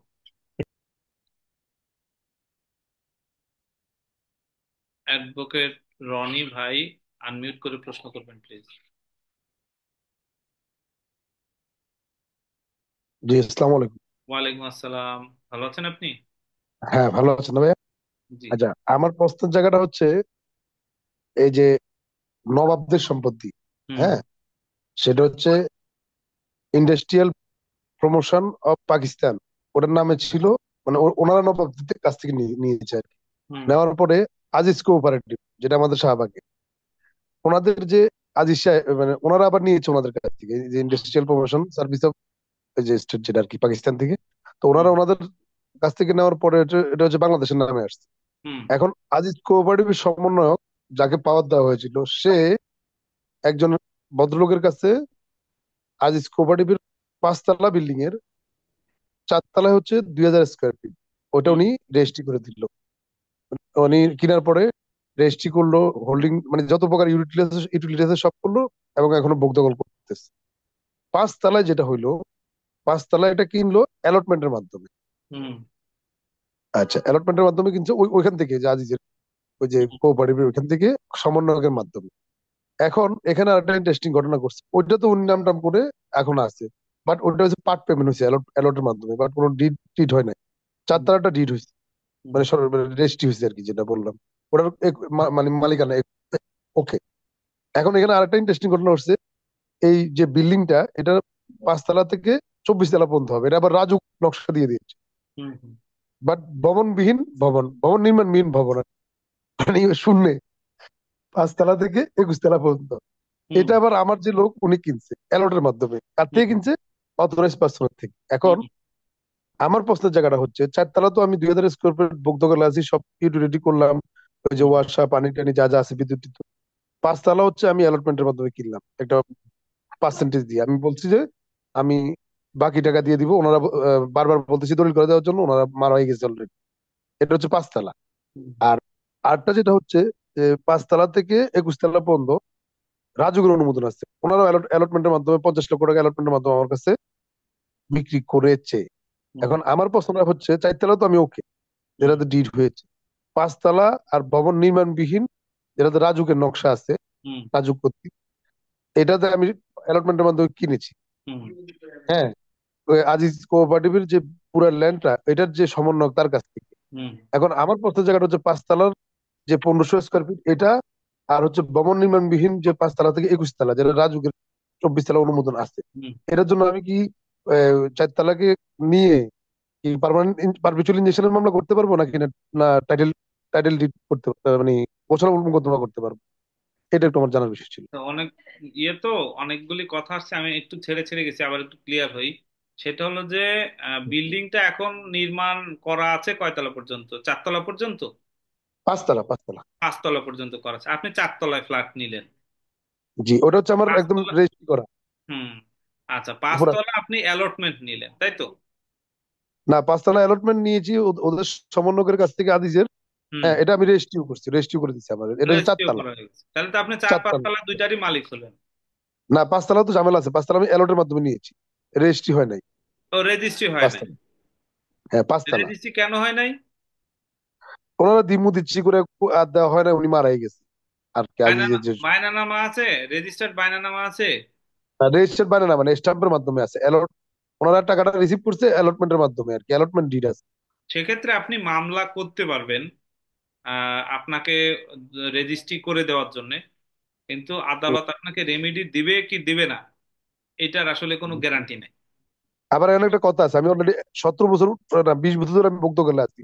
এখন আমি যে 20 বছর পরে নোটিশ করবো ওনাদেরকে, হ্যাঁ, হুম। এখানেও তো আইনের বাধ্যবাধকতা আছে, লিমিটেশন একটা আছে না? আপনি 20 বছর ধরে ভোগ দখলে আছেন, ধরে নেওয়া হচ্ছে আপনার ওখানে একটা মালিকানার অধিকার আছে, কিন্তু আপনাকে যতক্ষণ না আদালত রায় দিচ্ছে যে আপনি হুম। এই সম্পত্তিটার অ্যাবসলিউট ওনার, বা আপনাকে একটা বয়নামা দলিল করে দিচ্ছে, ততক্ষণ পর্যন্ত কিন্তু আপনার মালিকানা নিরঙ্কুশ হলো না, কারণ আপনি নিজের নামে কিন্তু নামজারি করতে পারেন নাই, সরকার রাইট, খাজনা দিতে পারেন নাই। তা আপনাকে রাইট। আগে নিজের নামে অ্যাবসলিউট সত্য ঘোষণার মামলা করতে হবে। সত্য ঘোষণার মামলা করে তারপরে আপনি নিজের সত্য এস্টাবলিশ করে দেন আপনি নামজারি করবেন, খাজনা দিবেন, তখন আপনার এইটা। আর উপরে যেটা বললেন যে উপরে 21 তলা পর্যন্ত আছে বা বেচা বিক্রি হয়েছে, এটা আমাদের দেশে আসলে খুব একটা প্রচলিত নাই, বাইরের দেশে আছে, ফ্লোর স্পেস বিক্রি হয়। তার মানে ধরেন এই বিল্ডিংটা 20 তলা হবে, হুম। অলরেডি বিক্রি করে নিছে যে যার যে তলায়, ক্রোনোলজিক্যালি সে তার অংশটা কনস্ট্রাকশন করে নেয়। হ্যাঁ, তো আবার দেখা যায় যে না, ডেভেলপাররা যেমন বিক্রি করে, ডেভেলপাররা কিন্তু পুরো বিল্ডিংটাই বিক্রি করে দেয় ফ্লোর ফ্লোর করে, ওরা পরবর্তীতে কনস্ট্রাকশন করে দেয়। এখন এটা দুইটার যে কোনো একটা হয়েছে, হয় ওদের ডেভেলপ করে দেওয়ার কথা ছিল, আর না হলে যারা হচ্ছে গিয়ে কিনেছে তারা তাদের অংশ ডেভেলপ করে নিবে। এগুলি আসলে ওই যে এগ্রিমেন্ট গুলি কাগজপত্র না দেখলে বোঝা যাবে না। আর আচ্ছা একটা কিন্তু জিনিস, বলেন। আপনার যে এগ্রিমেন্ট গুলি আপনি যেমন বললেন যে দীর্ঘদিন ধরে এই এগ্রিমেন্টটা বলা যাচ্ছে, একটা দলিল যদি 36 বছর পর্যন্ত বয়স হয়, তাহলে এভিডেন্স অ্যাক্টের আলোকে তার কিন্তু একটা আসলে এভিডেন্সিয়াল ভ্যালু আছে। হ্যাঁ, তো সেক্ষেত্রে হুম। আপনি মামলা করলে যদি অত পুরাতন হয়, তাহলে পরে আপনি একটা ভালো রেমেডি পাবেন আশা করা যায়, বুঝছেন? না, এখানে আমার প্রশ্নটা হচ্ছে আমি তো অ্যালটমেন্টের মাধ্যমে হুম ওনাদেরকে 50 লক্ষ টাকা পে করছি কোনটার হুম জন্য? আমি কিনেছি হচ্ছে আমার স্টেটমেন্ট কি যে রাজু এটাকে 24 তলা ভবন করার জন্য পারমিশন দিয়েছে। আমি হুম এটা দেখলাম, এটা দেখার পর আমি আমার কনফিডেন্স আসলো এবং সমন্বয়ক থেকে আমি কিনছি, যাকে যাকে পাওয়ার দেওয়া হয়েছে। হুম তখন তারা কি করলো, অ্যালটমেন্টের মাধ্যমে 50 লক্ষ টাকা নিয়ে আমার কাছে শুধু শূন্যের উপর মানে অস্তিত্ববিহীন বিল্ডিং হুম 5 থেকে 21 তলা পর্যন্ত আমাকে, আমি নির্মাণ করব, ওই স্পেসটা আমাকে দিয়ে দিতে করছে। এখন হুম। আমার প্রশ্নের জায়গাটা হচ্ছে আমি কি মামলা করব এখানে? এখন বিল্ডিং করতে গেলে তো অন্যরা এসে ধরবে, আরো যারা আছে, কারণ আমি আপনি তো তো আগে আপনার যে চুক্তিটা হয়েছে ওটাই তো বলবতের মামলা করবেন, করে ওইটা রায় নিয়ে তারপরে না আপনি ইয়ে করবেন। আপনি অন্যদেরকে যদি ইনজেকশন করে তাড়ানোর চিন্তা করেন, তাহলে তো আপনার ইয়ে রেমেডিটা ভালো আসবে না। তাইলে আমি যদি বিল্ডিং করতে যাই, হ্যাঁ আমার তো মানে এটা এক প্রকার অ্যালটমেন্ট শুধু, আর কিচ্ছু নাই, বায়না তো অ্যালটমেন্টটাই হয় না তো রেজিস্টার। আপনাকে অ্যাবসলিউট করতে হবে, আপনাদের তো দিছেই যে ওটা আপনি বিল্ডিং কনস্ট্রাকশন করে নেবেন। তো সেই কাজটাই তো আপনাকে আপনি ইয়ে করবেন কনস্ট্রাকশন। আপনি যেটা বলতে চাচ্ছেন যে আপনি কনস্ট্রাকশন কাজ শুরু করবেন, তখন তারা বাধা দিতে যাবে, তাদের বিরুদ্ধে আপনি রাইট, ইনজাংশনের মামলা করবেন, এটা রাইট। করতে পারেন। আবার আপনি এইটা আপনাকে মানে সার্কামস্টেন্সিয়াল ঘটনার উপরে আপনাকে নির্ধারণ করতে হবে যে আপনি কোন ওয়েতে খেলবেন। অথবা আপনি এই চুক্তি বলবতের মামলা করতে পারেন, যেহেতু তারা হাজিরা দিবে না। হাজিরা না দিলে আপনি একতরফা রায় পেয়ে যাবেন, একটা রায় নিয়ে তখন আপনি আরো পজিটিভলি আপনি ফাইট করতে পারবেন। দুই ওয়েতেই আপনি খেলতে পারেন। এখন 20 বছর পরে, 20 বা 25 বছর পরে আমি কি চুক্তি বলবৎ মামলা করতে পারবো ওনাদেরকে নোটিশ দিয়ে? কেন এটা পারবেন না? করবো না? আপনার না, আপনার এটা তো আপনার কাগজপত্র অনুযায়ী আপনাকে দুই ওয়েতে বললাম না, দুইটা অনুযায়ী যেটা আপনার কাছে বেস্ট মনে হয় আপনি সেই অ্যাঙ্গেলে আগাবেন। আপনার যদি মনে হয় যে না, আমার এই চুক্তিটা আসলে, দেখুন আপনি যেটা বলছেন যে তাদের কিন্তু পাওয়ার ছিল, এখন দেখা গেল যে পাওয়ার দলিলই বলবৎ আছে কিনা এটা নিয়ে তো এখন প্রশ্ন আসতে পারে। পুরা ডকুমেন্টেশন আপনাকে পড়তে হবে সেট ধরে, পড়ার পরে দেন আপনাকে না সিদ্ধান্ত নিতে হবে যে আপনি কোন ওয়েতে আগাবেন। আপনার যদি দেখা যায় যে তার পাওয়ারই বাতিল হয়ে গেছে, তখন তো আপনাকে অবশ্যই চুক্তি বলবতের মামলা করতে হবে। আবার যদি দেখা যায় যে না, কাগজপত্র সব সঠিক আছে, আপনার একটা চুক্তি হয়েছিল সেই অনুযায়ী আপনি কনস্ট্রাকশন করবেন, এখন আপনার চুক্তি তো হয়েছে স্ট্যাম্পের মধ্যে, স্ট্যাম্পের মধ্যে চুক্তি দিয়ে রাইট। আপনি অত বড় বিল্ডিং এ ওখানে ইনভেস্ট করবেন কিনা, হ্যাঁ এইটা বিশাল গবেষণার বিষয় আছে। এই পুরাটা অ্যানালাইসিস করে আপনাকে তবে যেহেতু হিউজ কনস্ট্রাকশনের ইস্যু আছে, এইখানে একতরফা রায় নিয়ে যদি আপনি আগাতে পারেন, আমার মনে হয় এটা সবচেয়ে বেশি এফেক্টিভ হবে। বাদ বাকি আপনার জি। আরো যারা সিনিয়র আইনজীবী আছে সবার সাথে বসে 4-5 জনের মতামত নিয়ে তারপরে এ- আপনি। এখানে ওনার ওনার বন্ধু জাস্টিস, এক জাস্টিসকে পাঠাইছিল হুম হুম। এইসব ইস্যুটা, হ্যাঁ জি জি একদম ওনার ক্লোজ বন্ধু, ঢাকা ইউনিভার্সিটির জি যে জি মালিক আর কি। হ্যাঁ, জি। তো জাস্টিস বললো যে টাইটেলের মামলা করার জন্য। হ্যাঁ, ওই আমার যে কাছেও চারতলা ওইটা সহ, মনে হয়। হ্যাঁ, আমার চারতলা সহ। কাছেও, জি জি, আমার কাছেও ওইটা মনে হয়। কেন? কারণ কি, কারণ যেহেতু এইখানে অনেকগুলি ইয়ে আছে, জিনিস আছে, ছোট ছোট হুম। জিনিস। তা আপনি নিষেধাজ্ঞা করলে হয়তো দীর্ঘদিন পরে আপনার মালিকানা তো আপনার এস্টাবলিশ হচ্ছে না, কিন্তু আপনি মালিকানার মামলা করে একবার যদি একটা একতরফা রায় নিয়ে ফেলতে পারেন, হ্যাঁ, তাহলে কিন্তু আপনার মনে করেন যে বিশাল একটা রেমেডি, তখন আপনি বাকিটা। মানে জাস্টিস, আমি নাম বলবো না, আপনি চিনবেন। ওই হুম জাস্টিস বলছে যে 4 তালাক তো 4 তালাকে নিয়ে হুম তাহলে অ্যাবসুলুট হয়ে যাবে কেন? আপনি যে হুম বৈধ মালিক, 4 তালা হুম। 5 তালা প্লাস 5 থেকে 9, এটা দিয়ে আপনি টাইটেলশিপ করলে টাইটেলশিপ পাওয়ার সম্ভাবনা আছে। জি এটাই ভাই। আমার মতে সবচেয়ে ভালো রেমেডি। জি, thank you so much. Welcome, ভালো থাকবেন।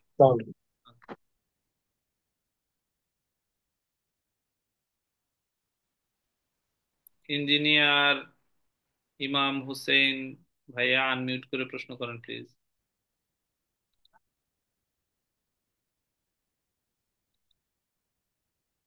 হ্যান্ড ওপেন করেছেন, হাত উঁচু করেছেন, আপনি কি প্রশ্ন করবেন? আপনাকে আমি আনমিউট করার ইয়ে দিয়ে দিয়েছি। আচ্ছা, আর কয়েকটা প্রশ্ন আছে, এটা নিয়ে নেই, আর তারপর যদি কারো কোনো প্রশ্ন না থাকে আমরা কিন্তু শেষ করে দিব এখানে।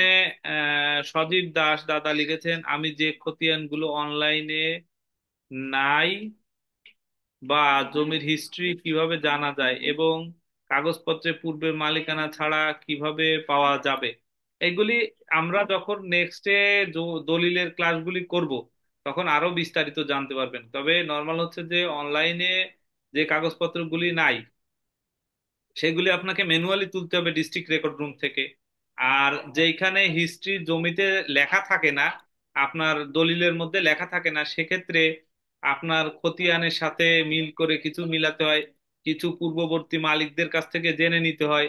কোনো না কোনো ক্লু থাকে, ক্লু ধরে ধরে ধরে ধরে ধরে খুঁজে বের করতে, যেমন এস এ থেকে আর এস এ রেকর্ডে কিভাবে মালিকানা আসলো, তখন আহ, আহ, আহ, আপনি ওয়ার্কিং ভলিউম সার্চিং দিয়ে বের করতে পারেন। এরকম অনেক ওয়েতেই কিন্তু মালিকানা খুঁজে বের করা যায়। তো এক একটা ঘটনার উপরে নির্ভর করে এক এক ভাবে আপনাকে এই মালিকানার কাগজপত্রগুলি খুঁজে খুঁজে বের করতে হবে। আচ্ছা, পরবর্তী গোলাম। স্যার। জি বলেন, প্রশ্ন জি করেন। স্যার, আমি বলছিলাম স্যার যে আমার দাদার 300 একর, 300 বিঘা জমি বেদখল হয়ে গেছে। হইলো ওই দাদা দাদি ওই কলেরায় মারা গেছিল, মানে ওই অনেক আগে। তো তখন আচ্ছা। আব্বা ছোট ছিল। তো 1982 সালে আব্বার কাছে নোটিশ আসছিল জমি দখল করতে। হুম। তো আব্বা তখন তো মানে পড়াশোনা কম ছিল। আব্বা ভয়ে ওই করতে যায় নাই, এগুলি নোটিশ নোটিশ নিয়ে পরে ইয়েতে যায় নাই কোনো হলো। কাজ করেন নাই উনি? জি জি জি। এখন আমরা স্যার এগুলি দাবি করছি কিভাবে জমিগুলি পাওয়া যায়। এগুলা আপনার এখন দেখতে হবে জমিগুলি কার কার নামে গেছে। হ্যাঁ, জি বেদখল হয়েছে, কিভাবে বেদখল হয়েছে। এখন বেদখল যখন হয়েছে তখন আপনারা যেহেতু কোনো ব্যবস্থা নেন নাই, 12 বছরের বেশি সময় হয়ে গেছে, আপনারা মামলা করে আপনারা রায় পাবেন কিনা এগুলা পুরা কাগজপত্র অ্যানালাইসিস করে দেন মামলা করতে হবে। আমরা মামলা করার আগে একটা কেস মেরিট অ্যানালাইসিস করি যে আমি মামলা জিতবো কি জিতবো না, কত জি পার্সেন্ট যেটা চান্স আছে, জিতলে কতটুকু জিতবো, হারলে কতটুকু হারবো, এরকম আপনার পুরা অ্যানালাইসিস করে দেন আপনাকে মাঠে নামতে হবে। যেহেতু 300 বিঘা, হিউজ কস্টিং, আপনার কোর্ট ফি আসবে অনেক, সব মিলে আপনার হচ্ছে গিয়ে আগে আপনাকে খুঁজে বের করে দেখতে হবে যে কেন বেদখল হলো, বেদখল হওয়ার পরে আপনারা কেন ইয়ে করেন নাই, যে তামাদি হয়ে গেছে এই পিরিয়ডটা, এই তামাদিটা 12 বছরের পর পার হয়ে গেছে, আপনারা কোনো ওজোর আপত্তি করেন নাই, এই জায়গাগুলা থেকে আপনারা কিভাবে আপনারা কি উত্তর দিয়ে এখান থেকে বের হয়ে আসবেন, এই সব কিছু দেখার পরেই আপনার ওই ইয়েগুলি। এখন আপনার দাদার কতটুকু জমি ছিল 300 বিঘা, আগে ওই পর্চাগুলি সব কালেক্ট করতে হবে আপনার পুরাতন আপনার দাদার নামের, সেইগুলি এখন কার কার নামে গেছে এইগুলা খুঁজে বের করতে হবে। তারা কি কি ধরনের ক্রিয়েট করছে, তারা আবার বেচা বিক্রি করছে কিনা কারোর কাছে, সমস্ত কাগজ বের করে তারপরে আপনার মূল সিদ্ধান্ত যেতে হবে যে আপনি কোন ওয়েতে আপনি মামলায় যাবেন। মামলা তো করাই লাগবে, কিন্তু কোন ওয়েতে মামলায় যাবেন সেটা তখন আপনাকে নির্ধারণ করতে হবে। বুঝতে পেরেছি? জি স্যার, ধন্যবাদ ওকে, স্যার। ভালো থাকবেন। আসসালাম। হ্যাঁ, আচ্ছা, গোলাম আজা গোলাম আজম ভাইয়া আনমিউট করে প্রশ্ন করবেন প্লিজ। আর আমার ওই যে কাকারা বাবারা আর কি আপনার হচ্ছে দাদা মারা যাওয়ার পরে জমিটা হচ্ছে ওই বন্টন নামা যখন করছে, ধরেন তিন পুফিকে বাদ দিয়ে করছে আর কি। হুম। হ্যাঁ, এখন এটা যদি ক্লেম করে তাহলে ওনারা কি এটা পাবে কিনা? অবশ্যই পাবে। বন্টনামা এটা দলিলে যদি একজন ওয়ারিশও বাদ যায় এই দলিলটা ভয়েডেবল, এই দলিলের আসলে আইনগত ভিত্তি নাই, সব ওয়ারিশকে উপস্থিত থাকতে হবে। যদি উপস্থিত না থাকে তাহলে ওই দলিলের আসলে আইনগতভাবে ভিত্তি দুর্বল। এটা। আর একটা হচ্ছে যে ওয়ারিশি সম্পত্তি কোনোদিনই তামাদি হয় না, ওনারা যে কোনো সময় এটার জন্য যদি মামলা করে জমি ফেরত নিতে পারবে। আচ্ছা, লিখিত প্রশ্ন একটু নেই। If someone buy property we with nickname, then is it possible to change the original name later? আচ্ছা, দলিল যদি আপনি কিনে ফেলেন নিজের ডাক নামে, বা নামের সাথে যদি কনফ্লিক্ট করে, পরবর্তীতে আসলে ভ্রম সংশোধন দলিল করে এটার নজির নাই। এটা নর্মালি হয়তো এফিডেভিট করে যে ওই নাম এই নাম একই ব্যক্তি, ফার্স্ট ক্লাস ম্যাজিস্ট্রেটের ওইখানে এফিডেভিট করে পরবর্তীতে মানে ওই কাজগুলি বেচা বিক্রি বা যা কিছু করার ওইটা করে। কিন্তু নর্মালি মানে ভ্রম সংশোধন দলিল করে আমার নাম ওই রকম ছিল, এখন আমি এইরকম হয়েছি, এইরকম কোনো নজির আমি পাই নাই। খেরোট খতিয়ান কি বিস্তারিত বলবেন? খেরোট খতিয়ান নামে কোনো খতিয়ান আমার কাছে আসে নাই। এর আগেও মনে হয় আপনি এই প্রশ্নটা করেছিলেন। এই ধরনের খতিয়ান থাকলে আমাদের এখানে পাঠাবেন, কারণ আমাদের গভর্নমেন্টের যে গেজেটের যে খতিয়ানগুলি আছে, ও এটা বোধহয় ইয়ের ওই যে ইয়েতে কোথায় যেন ইয়ের দিকে হয়েছে বললেন মনে হয় আপনি। আহ, উম, আহ, কি বলে এটা রে, কক্সেস বাজারের ওইদিকে হয়েছে বোধহয় নতুন। এটা খতিয়ানটা পেলে আমাদেরকে জানাবেন। আমি এটা এখনো পাইনি বা কক্সেস বাজারের কারোর সাথে কন্ট্যাক্ট করতে পারিনি। পেলে তখন ওই খতিয়ানটার উপরে অ্যানালাইসিস করে দেন জানাবো। এটা যদি কোনো নতুন কোনো খতিয়ান হয়ে থাকে তাহলে সেটা মানে আরএস বা বিএস এর পরে যে খতিয়ানটা সেইটা হবে। ওটা দেখতে হবে আসলে কি খতিয়ান করছে। ওইটা যদি আপনার কাছে কোনো ইয়ে থাকে আমাকে হোয়াটসঅ্যাপে পাঠাবেন, আমি দেখে অ্যানালাইসিস করে তারপরে আপনারে এটার উপর ফিডব্যাক দিতে পারবো। প্লিজ ক্লাসগুলা গুগল ড্রাইভে দেওয়ার অনুরোধ করছি স্যার। আমি গুগল ড্রাইভে করে আমি ওদেরকে দিয়ে দেই। ইয়ে বিটিসি একাডেমি, আপনার বিটিসি একাডেমির সাথে যোগাযোগ করবেন, ওরা আপনাদের কনভেনিয়েন্ট ফর্মে আপনাদেরকে ক্লাস বা ইয়েগুলি দিবে। Sir, humbly request you to provide the lecture sheet right before any class and to stop the recording after your lecture and before question answer session. আমাদের সিস্টেম হচ্ছে আমরা কোশ্চেন অ্যান্সার সেশন পুরাটাই ইয়েতে রাখি ভাইয়া।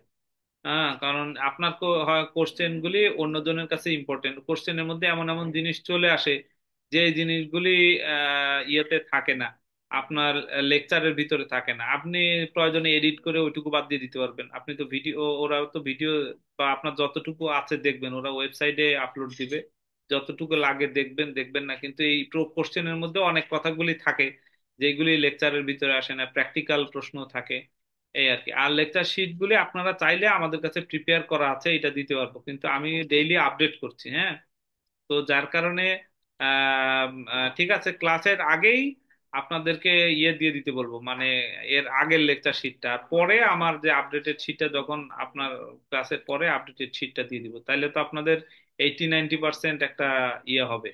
আমি গ্রুপে লিখে দিব ক্লাসের আগেই যেন ওরা শিটটা আপনাদেরকে দেয়। আর আজকে শিটটা ক্লাস শেষ করে আমি ওদেরকে দিয়ে দিব ইনশাল্লাহ। একটু চেঞ্জ হচ্ছে, আপনাদের জন্যই ভালো হচ্ছে। আর যদি মনে করেন যে না সবকিছু আগে লাগবে, তাইলে আমি এই ব্যাচে আর চেঞ্জ করব না, আমার আগের শিটগুলি দিব, দিয়ে ওই শিটে যে লেকচার আছে সেই লেকচার গুলি দিব। আর আপনারা যদি মনে করেন যে না মানে আপডেটেডটা আপনাদের সাথে করব, তাহলে একটু ধৈর্য ধরতে হবে। কারণ আমি তো এগুলা ডেইলি আপডেট করছি তো, এক মানে আহ, একটা প্রেজেন্টেশনের আগে কমপ্লিট হয় আর কি। তো যাই হোক, পুরাতনটা আপনাদেরকে আগেই দিয়ে দিব, আর ইয়ে করার পরে ইয়েটা দিব। তো আপডেট শিট দিব ইনশাল্লাহ, আপডেটটাই দিব। একটু ধৈর্য সহকারে ই করবেন।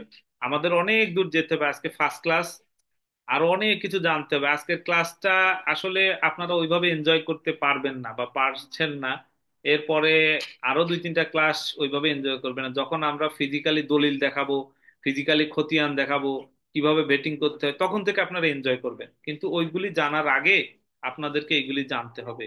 একটা কোরআন শরীফের যারা ব্যাখ্যা করে তাদেরকে কিন্তু অনেক কিছু জানতে হয়, শানে নজুল, নাজিলের প্রেক্ষাপট, কোন সিকুয়েন্সে এই নাজিল হয়েছিল, এবং নাজিল হওয়ার পরে সমাজে কি কি ধরনের এফেক্ট পড়েছে, এগুলি সবকিছুই কিন্তু নির্ভর করে। তেমনি আইনের মানে ল্যান্ড ডকুমেন্ট ভেটিং এর আগে আপনাদের অনেক জিনিসগুলি জানতে হবে, দেন ভেটিং এ যাবো।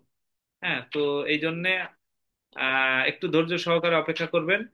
আশা করি উপকৃত হবেন আপনারা। আজকের প্রেজেন্টেশন এখানেই শেষ করছি, নেক্সট দিনে দেখা হবে অবশ্যই।